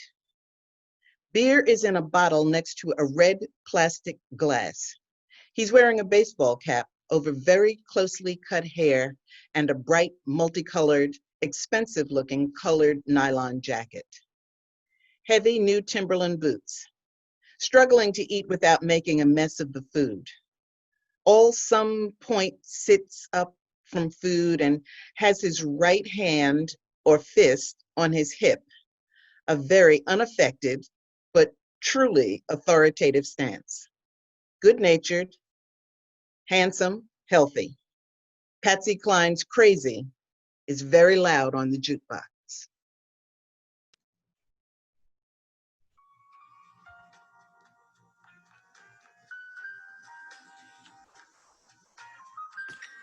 So I went back home and got my bike because I knew I would have to be elusive. So I was in there in body and spirit. But I didn't participate in any of the violence because basically I have a lot to lose. But I was there and I would have defended myself if it was necessary, most definitely. I weaved around the table trouble in that area. And when something broke out, I moved back. And when it calmed down, I would move back in the front of the line. I was always there. So Richard Green heard me say something to like this bunch of kids, right? About voting, about the power of vote, the power of numbers. And he said, I said, get away from me, Richard, because you're an Uncle Tom. Get away from me. Get back in your Mercedes-Benz. And no, I said that to Clarence Norman and to Richard Green, both of them. I was tearing them apart. Richard Green is very persistent, though. He said, look, Mr. Rice, I like the way you speak. I need you. Please help me. I'm a community activist. Blah, blah, blah, blah. So it didn't get on me. He said, I'm a community activist. I need your help. Please help me, and so forth. Again, I didn't pay him any mind. But then we spoke the next day after that, after the incidents that took place at the corner of Albany Avenue. The brother was beat up, cops rushing into the black crowd, didn't rush into the Jewish crowd. Cops rushed into the black crowd, started beating up black people. But the next day, Richard came by in like a yellow van, a New York City Department transportation van with a megaphone, yellow light flashing, the whole works. And he said, Henry, I need you in this van. Drive around with me. Let's keep some of these kids off the street tonight. I said, okay. He said, blood of black men are on your hands tonight. I said, okay. We drive around the van. Young people stay in the house. I'm saying, mothers, keep your children in the house, please. So I began feeling like I had to do it after he told me that. The blood of black men were on my hands, you know? Richard Green sure knows how to use certain words. I remember reaching Albany Avenue. Kids were being chased by the police. I jump out with a portable megaphone. I tell them, stop running. The cops won't chase you. They won't hit you. The next thing I know, cops grab my megaphone, hits me on the head with a stick, and handcuffs me, and takes the megaphone out of my hand. So I'm like, wait a minute. I'm doing a community service for the mayor's office. They don't want to hear it. Matter of fact, they still have my megaphone to this day. I'm like, Richard Green, get me out of this police car, please. So a black captain came by, thank God, and he says, what's going on? Richard Green explained it to him. And he said, let him go. Back of the van, get back in the van. And there's another brother in the van. Starts saying nonviolence to the young brothers. They begin throwing bottles at the van. So one guy got so upset, he had a 9mm fully loaded. He said, get the hell out of this neighborhood. I told Richard Green, take me home. Shit.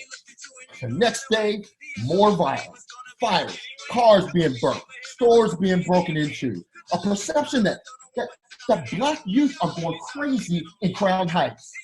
Like we're angry over nothing. Like we're angry over nothing. Understand?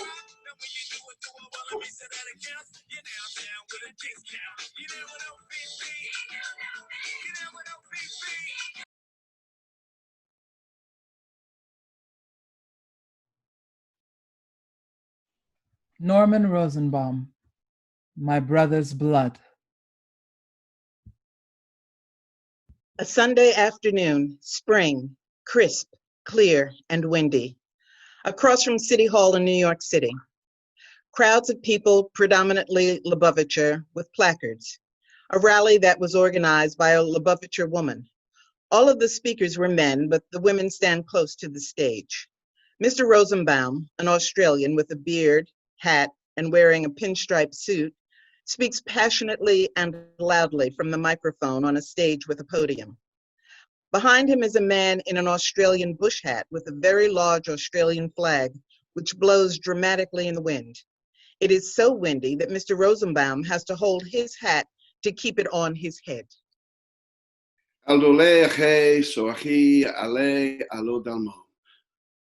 My brother's blood cries out from the ground.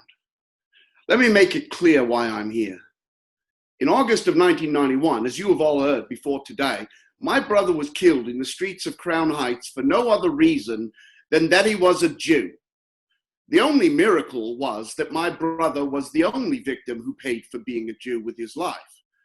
When my brother was surrounded, each and every American was surrounded. When my brother was stabbed 4 times, each and every American was stabbed 4 times. And as my brother bled to death in this city's, while the medicos stood by and let him bleed, to death, it was the gravest of indictments against this country. One person out of 20 gutless individuals who attacked my brother has been arrested.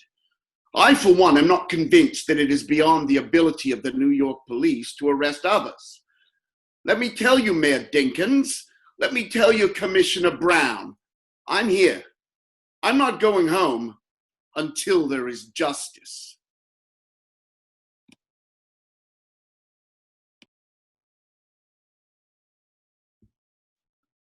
Norman Rosenbaum, 16 hours difference. 7 a.m., spring, Newark Airport, departure terminal, Continental Airlines.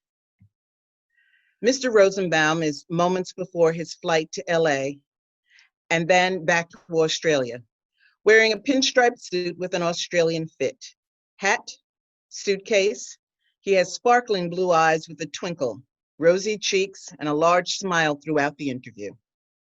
There's 16 hours difference between New York and Melbourne, and I had just gotten back to my office, and I had a phone call from my wife, and she said she wanted me to come home straight away, and I sensed the urgency in her voice. I said, you all right? She said, yeah. I said, are the children all right? You know, the kids. She says, yeah. So I'm driving home, and I'm thinking, I wonder what's the problem now, you know? And we had some carpenters doing some work. I wonder if there's been a disaster, some sort of domestic problem.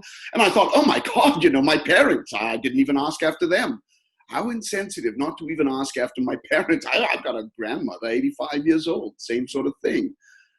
So I get home, I walk in the door, and a friend of mine was standing there, close friend, does the same sort of work as me. He's a barrister and an academic, and he sees me and he says, we've got a problem. There's a problem. I thought he was talking about a case we were working on together. He says, Zeke, come and sit down. He goes to me, there's been a riot in New York, been a riot in Crown Heights. Yankel's been stabbed and he's dead. And my brother was the last in the world. I hadn't even given him a thought. I mean, the fact that my brother could be attacked or die just hadn't even entered my mind. At first, I appeared all cool, calm, and collected. I then started asking questions like, who told you? How do you know? Are you sure? I just asked the question, you know? Are you sure?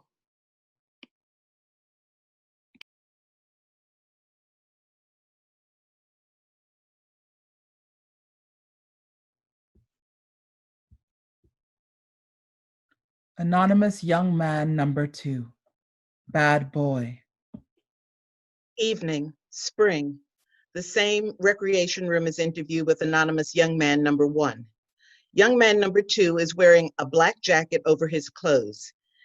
He has a gold tooth. He has some dreadlocks and is a very odd-shaped, multicolored hat. He is soft-spoken and has a direct gaze. He seems to be very patient with his explanation.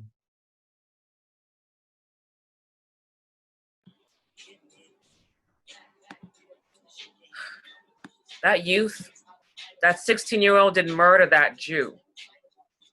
For one thing, he played baseball, right? He was an athlete, right? A bad boy does bad things. Only a bad boy could have stabbed the man. Somebody who does those type of things or who sees those type of things. Athlete sees people, is interested in athletics, stretching, exercising, going to his football games or his baseball games.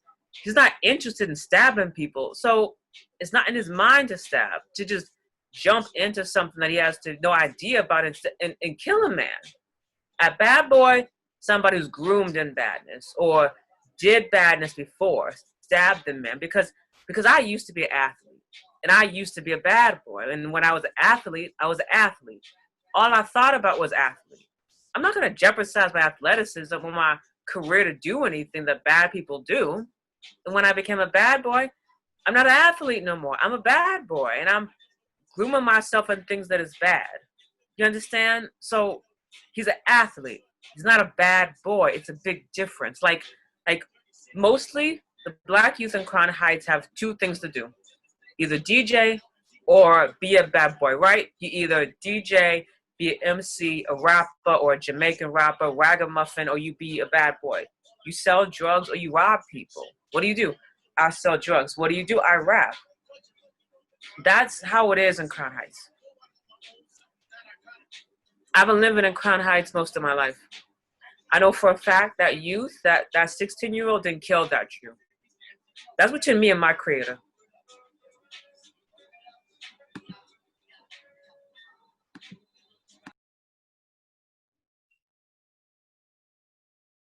Sunny Carson, Chords. Lunchtime, spring, a fancy restaurant in Brooklyn. Sonny tells me it's where all the judges come for lunch. White linen tablecloths, light wood walls, lamplight next to the table, tile floor. He is eating crab cakes. He is dressed in a black turtleneck and a gray jacket. He has on a mudcloth hat. He has an authority stick with him, and it lays on the table. His bodyguard, wearing a black leather jacket, enters in the middle of the interview. Sonny chides him for being late. It's going to be a long, hot summer. Now, I'm connected with the youth all around the country, and that's a thread leading to an eruption. And Crown Heights began the whole thing. And the Jews, they come second to the police when it comes to feelings of dislike among Black folks. The police. The police. Believe me, the police. Shit. I know the police. The police know me. And they turned the whole place into an occupied camp with the 71st precinct as the overseers. And don't think everything is okay within that precinct among the officers either. Don't think that. Don't think that. You know, the media's always painting me as the bad guy. That's okay. I'm a good guy to pick on. Their viewers don't like me either. They really don't like me because I am the bad guy. I'm the ultimate bad guy because of my relationship to the young people in the city. Shoot. I understand their language. I respect them as the future. I speak their language. They don't even engage in longer dialogue anymore. Just short words. It always amazes me how the city fathers, the power brokers, just continue to deny what's happening. And it's just getting intolerable for me to continue to watch this small, arrogant group of people continue to get this kind of preferential treatment. You know, they sit on the school board, a board of 9, and they have 4 members. Their kids don't even go to public school. That's the kind of arrogance I'm talking about. And I have no reason to be eagerly waiting for the coming together of our people. Shoot, they owe me first. Shoot. I'm not giving in just like that. I don't want it. They can have it. You can have it. Like my grandmother said, help the bear. If you see me and the bear in a fight, help the bear. Don't help me. Help the bear. I don't need it from any of it from them. Shoot. And I'm not gonna advocate any coming together and healing of America and all that shit. Shoot, you kidding? You kidding? Shoot. Just because I can have the fortune of walking in here and sitting and talking and having a drink. Shoot. It appears that I have all the same kind of abilities as other folks in here. Nah, it's not that way. Because tonight, by nighttime, it could all change for me. So I'm always aware. And I'm always aware, man. And that's what keeps me going today. And each day. Shoot.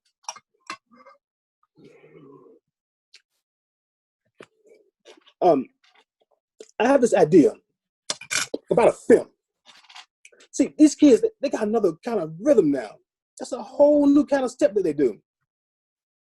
See, when I first heard rap, I was sitting in a huge open kind of stadium, boys and girls, high school field. And I heard these kids coming out and start rapping. And I'm listening. But it's really not clicking. But I was mesmerized, though.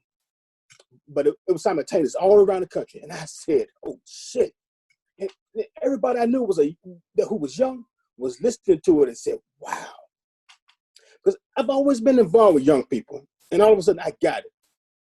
I really heard the rhythm, the chords, the discord. And there's a whole new sound that the crackers are trying to get. They can't get it. I actually heard it on a television commercial. One of the most beautiful pieces of art that I ever witnessed was a play called about the Puerto Rican gang. No. The Puerto Rican gang, the musical that was on Broad. Yeah. West Side Story. You know, the answer should be a musical.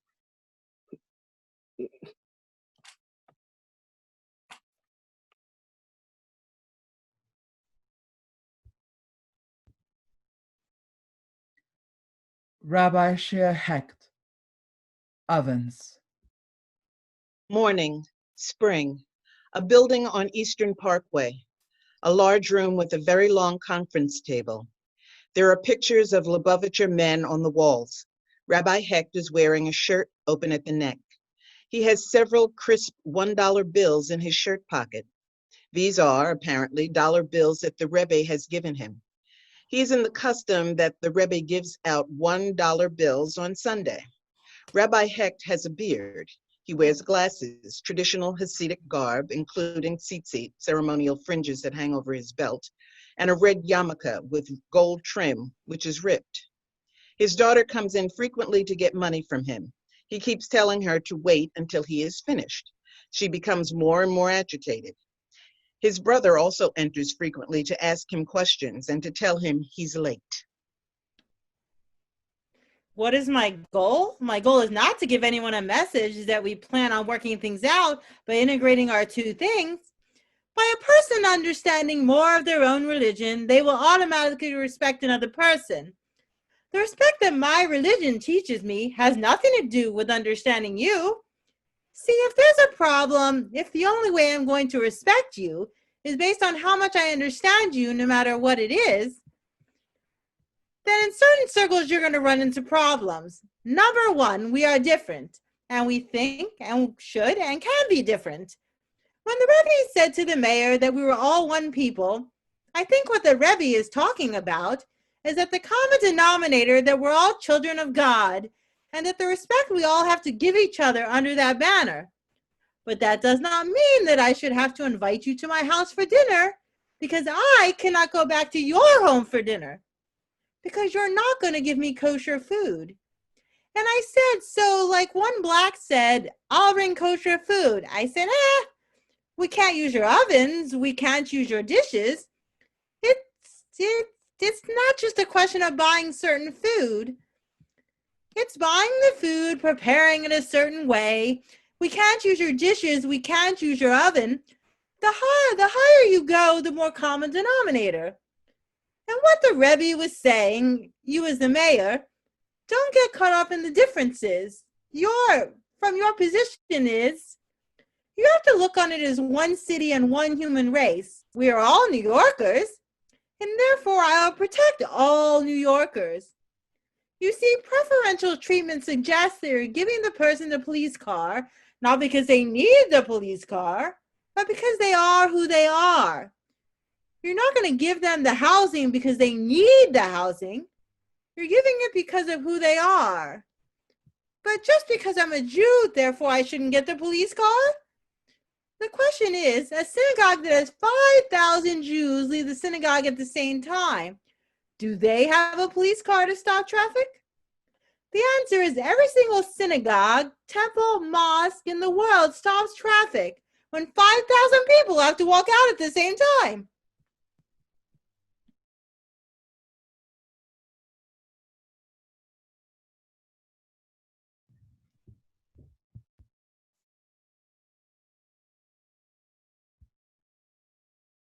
The Reverend Al Sharpton, Rain. As before.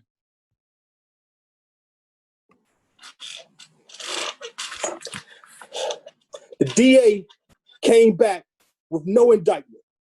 So then our only course was to ask for a special prosecutor, which is appointed by the governor, who's been hostile and to sue civilly. We went to court, to civil court. We went to get an order to show cause. The judge signed it and gave me a deadline of 3 days. The driver left the country. No one even said, why would he run if he did no wrong? If you and I were in an accident, we'd have to go to civil court. Why is this man above the law? So they said, he's in Israel. So I said, well, I go to Israel. to show my best efforts. And the deadline was I had to serve him by Tuesday, which was Yom Kippur. That was the judge's decision, not mine. So we went. Out in Maddox and I got on a plane, left Monday night, landed Tuesday morning. Went and served the American embassy, so that if this man had any decency at all, he would come to the American embassy and receive service, which he has not done to this day. We come back, went to court, and showed the judge the receipts. And the judge said, you made best efforts. Therefore, you are now permitted by default to go ahead and sue the rabbi or whomever, because you cannot do the driver. So it wasn't just a media grandstand. We wanted to show the world, one, this man ran and was allowed to run. And two, we wanted to be able to legally go around him to sue the people he was working for so that we can bring them into court and establish why and what happened. And it came out in the paper the other day that the driver in the other car didn't even have a driver's license. So we're dealing with a complete outrage here. We're dealing with a double standard. We're dealing with a situation where blacks do not have an equal protection under the law, and the media is used to castigate us that merely ask for justice, rather than castigate those who would hit a kid and walk away like he just stepped on a roach. There's also the media contention of the young Jewish scholar that was stabbed the night, and they even distorted, said my words at the funeral. I preached the funeral. The newspaper said I helped to spark or inspire or incite people to kill Yonker Rosenbaum. But he was dead before I even came out there. He was killed the night that the young man was killed with a car accident. I didn't even get a call from the family till 18 hours later. So there's a whole media distortion to protect them, the Lubavitchers. Nobody's talking about why is this guy in flight. If I was a rabbi, I'm a minister, and my driver hit a kid, I would not let the driver leave, and I certainly would give my condolences or anything I could to the family. I don't care what race they are. To this minute, the Rebbe has never even uttered a word of sympathy to the family. Not even sent a card, a flower, or nothing. And he's supposed to be a religious leader. So it's treating us with absolute contempt. And I don't care how controversial it makes us. I won't tolerate being insulted. If you want to piss in my face, I'm going to call it piss. I'm not going to call it rain.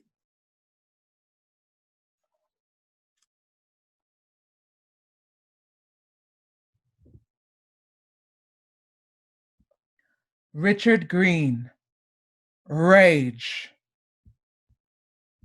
2 p.m. in a big red van. Green is in the front. He has a driver. I am in the back. Green wears a large knit hat with reggae colors over long dreadlocks. Driving from Crown Heights to Brooklyn College. He turns sideways to face me in the back and bends down, talking with his elbow on his knee.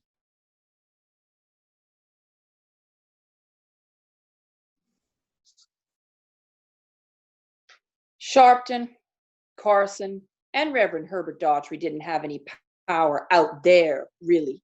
The media gave them power. But they weren't turning those youths on and off. Nobody knew who controlled the switch out there. Those young people had rage like an oil well fire that has to burn out. All they were doing was sort of orchestrating it. They were not really the ones that were saying, well, stop, go, don't go, stop, turn around, go up. They weren't like that. Those young people had rage out there. It didn't matter who was in control of that. That rage had to get out. And that rage has been building up. When all those guys have come and gone, that rage is still out here. I can show you that rage every day, right up and down this avenue. We see sometimes we see 3 bodies in 1 month. That's rage. And that's something that nobody has control of. And I don't know who told you that it was preferential treatment for blacks that the mayor kept the cops back. If the mayor had turned those cops on, we would still be in the middle of a battle. And I pray on both sides of the fence. Yeah, and I tell the people in the Jewish community the same thing. This is not something that force will hold. Those youths were running on cops without nothing in their hands. 7, 8, 9, and 10-year-old boys were running at those cops with nothing. Just running at them. That's rage. Those young people out there are angry. And that anger has to be vented. It has to be negotiated. They're not angry at the Lubavitcher community. They're just as angry at you and me. If it comes to that, they have no role models, no guidance. So they're just out there, growing up on their own. Their peers are their role models. Their peers is who teach them how to move, you know. And when they see the Lubavitchers, they don't know the difference between Heil Hitler and whatever else. They don't know the difference. When you ask them to say who Hitler was, they wouldn't even be able to tell you. Half of them don't even know. 3/4 of them don't even know. Richard Green, can I help? Oh man, I told you I want some color up on that wall. Give me some colors. Look, I'm in the middle of something. Half of them don't even know 3/4 of them. Just as much as they don't know who Frederick Douglass was. They know Malcolm because Malcolm has been played up to such an extent now that they know Malcolm. But ask who Nat Turner was, or Mary McLeod Bethune, or Booker T, because the system has given him Malcolm is convenient, and Spike is going to give him Malcolm even more. It's convenient.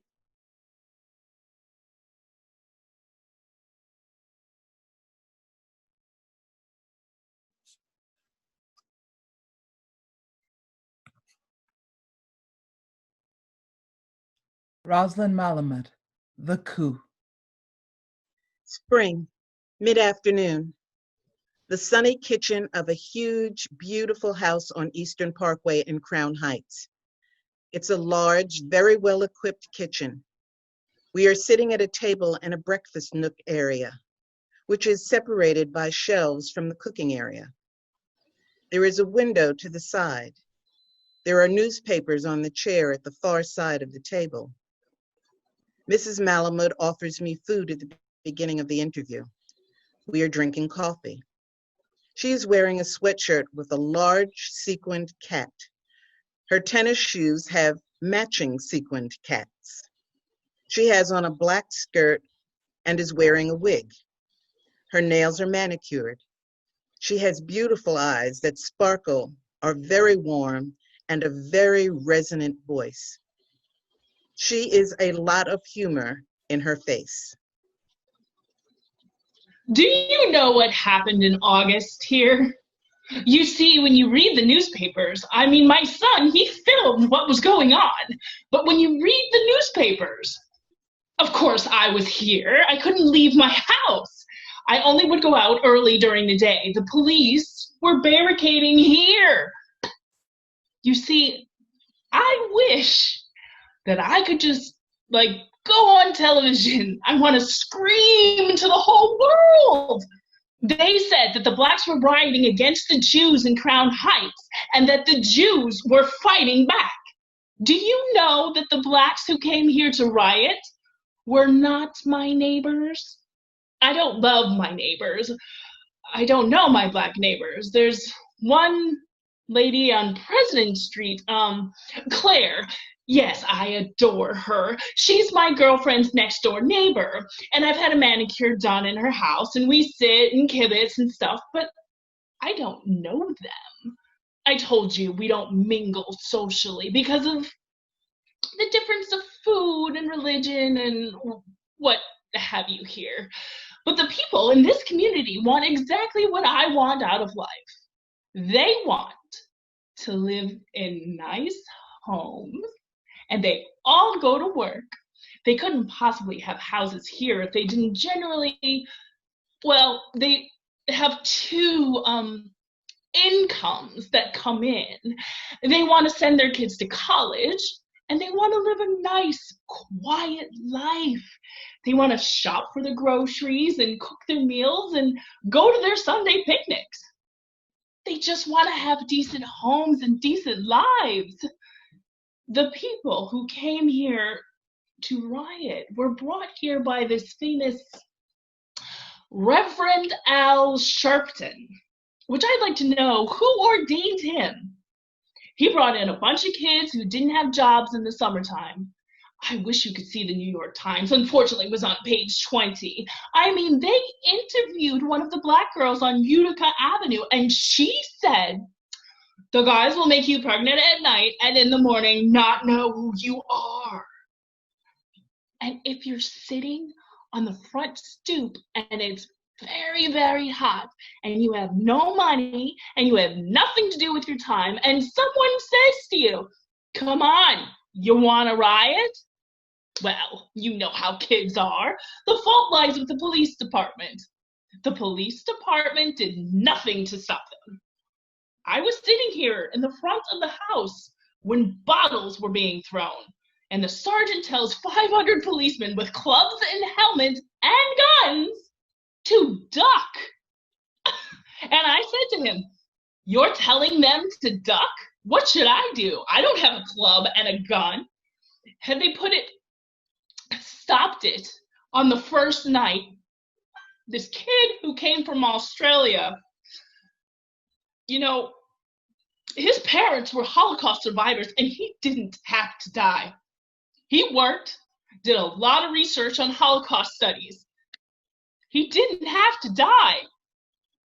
What happened on Utica Avenue was an accident.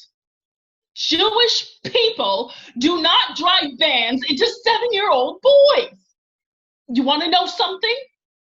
Black people do not drive vans into 7-year-old boys. And Hispanic people do not drive vans into 7-year-old boys. It's just not done. People like Jeffrey Dahmer, maybe they do it. But average citizens do not go out and try to kill 7-year-old boys. It was an accident, but it was allowed to fester and to steam and all that. When you come here, do you see anything that's going on? Riots? No. But Al Sharpton and the likes of him, that Dowtree, who, by the way, has been in prison, and all of a sudden he became Reverend Dowtree. They once did an expose on him, but these guys, they live off of this. You understand? People are not going to give them money to contribute to their causes unless they're out there rabble-rousing. My black neighbors, I mean, I spoke to them. They were hiding in their houses just like I was. We were scared. I was scared. I was really frightened. I had 500 policemen standing in front of my house every day. I had mounted police, but I couldn't leave my block because when it got dark, I couldn't come back in. I couldn't meet anyone for dinner. Thank God, I told you my children were all out of town. My son was in Russia. The coup was exactly the same day as the riot, and I was very upset about it. He was in Russia running a summer camp, and I was very concerned when I heard about that. I hadn't heard from him that night that the riot started. When I did hear from him, I told him, stay in Russia. He'd be safer than here. And he was.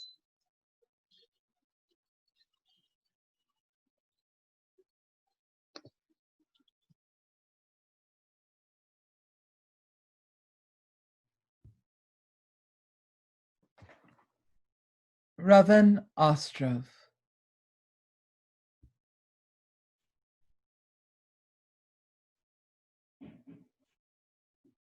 Pilgrims.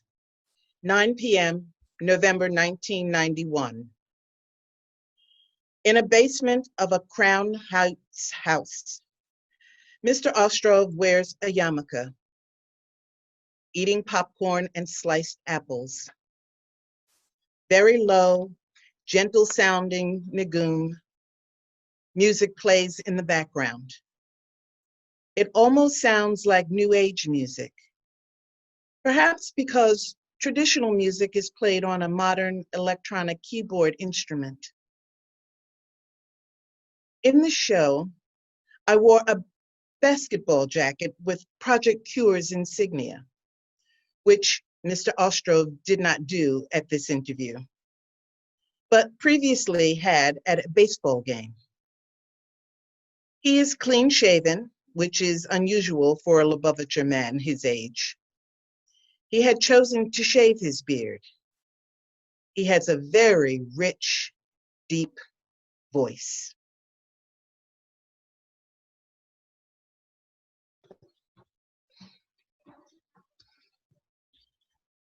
I was working in a hospital.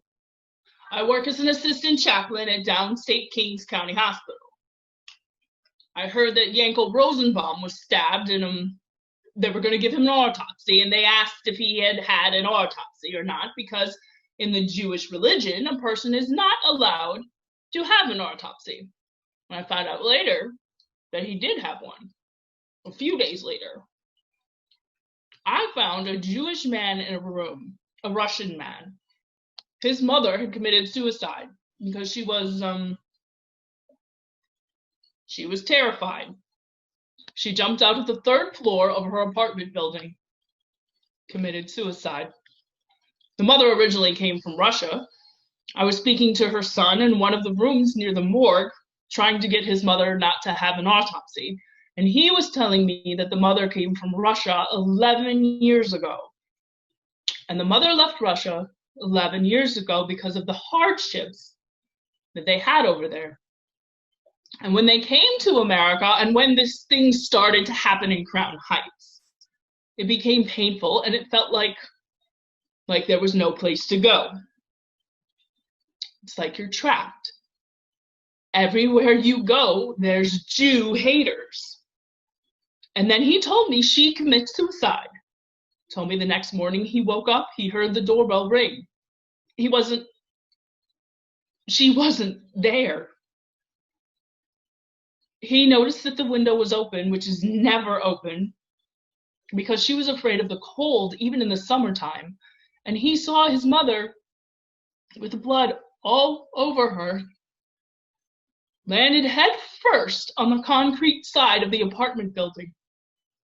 After that, we already knew this was getting serious because we had Sonny Carson come down, and we had Reverend Al Sharpton come down and start making pogroms.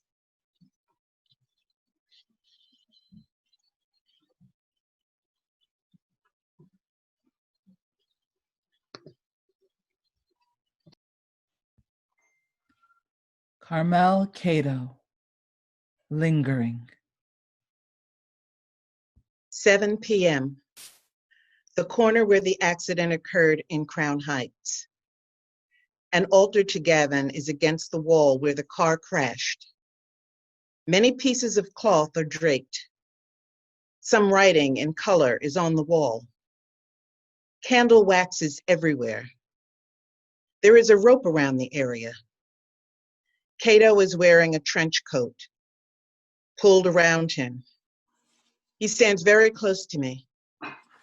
Dark outside. Reggae music is in the background. Lights come from stores on each corner. Busy intersection. Sounds from outside. Traffic. Stores open. People in and out of shops. Sounds from inside apartments, televisions, voices, cooking, etc. He speaks in a pronounced West Indian accent.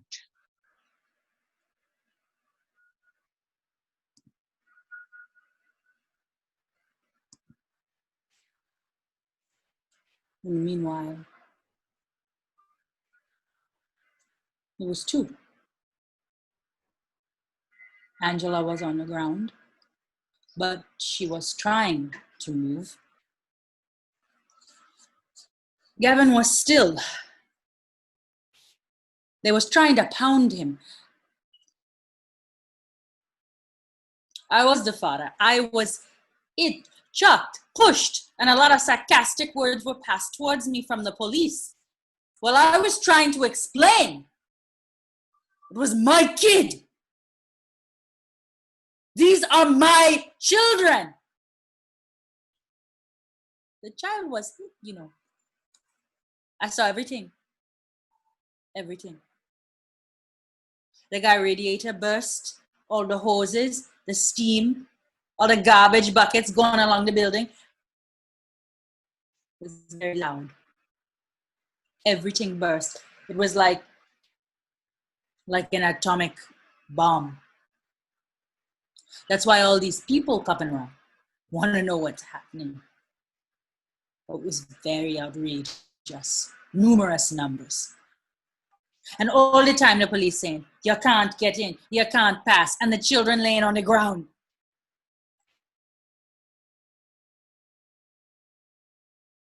He was hit at exactly 8:30. All right? I was standing over there. There was a little child, a friend of mine come up with a little child, and I lift the child up, and she looked at her watch at the same time, and she said it was 8:30. I gave the child back to her, and then it happened.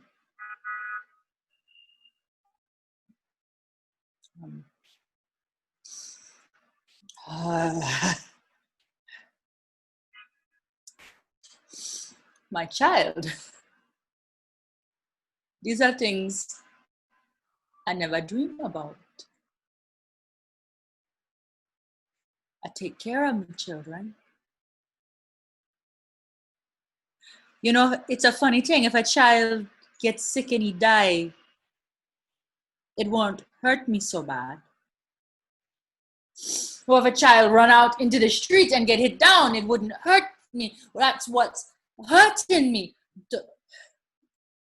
The whole week before Gavin died, my body was changing.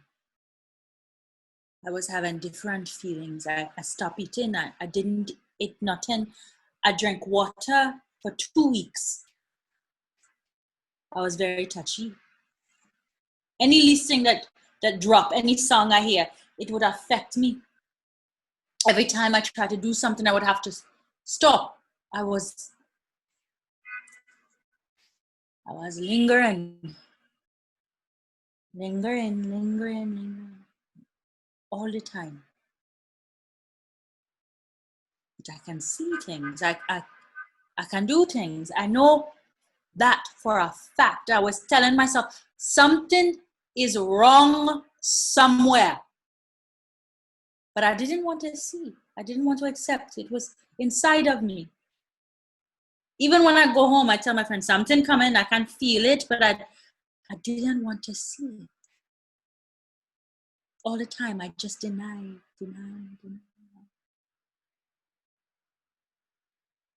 I never thought it was Gavin. I didn't have a clue. I thought it was one of the other children, the bigger boys, or the girl, because she worried me. She wanted. But Gavin, he was healthy. He don't cause no trouble. And that's what's devastating me now. Sometimes it makes me feel like there's no justice. Like the Jewish people, they are very high up. It's a very big thing. They run the whole show, from the judge right down. And something I don't understand. The Jewish people, They told me there are certain people I cannot be seen with, and certain things I cannot say, and certain people I cannot talk to. They made it very clear to me, the Jewish people, they can throw the case out unless I go to them with pity. I don't know what I'm talking about. I don't know what kind of crap is that. And make me say things I don't want to say, and make me do things I don't want to do. I am a special person. I was born different. I'm a man born by my foot. Born by my foot. Anytime a baby come in by their foot, they either cut the mother or the baby die. But I was born with my foot. I am one of the special. There is no way they can overpower me.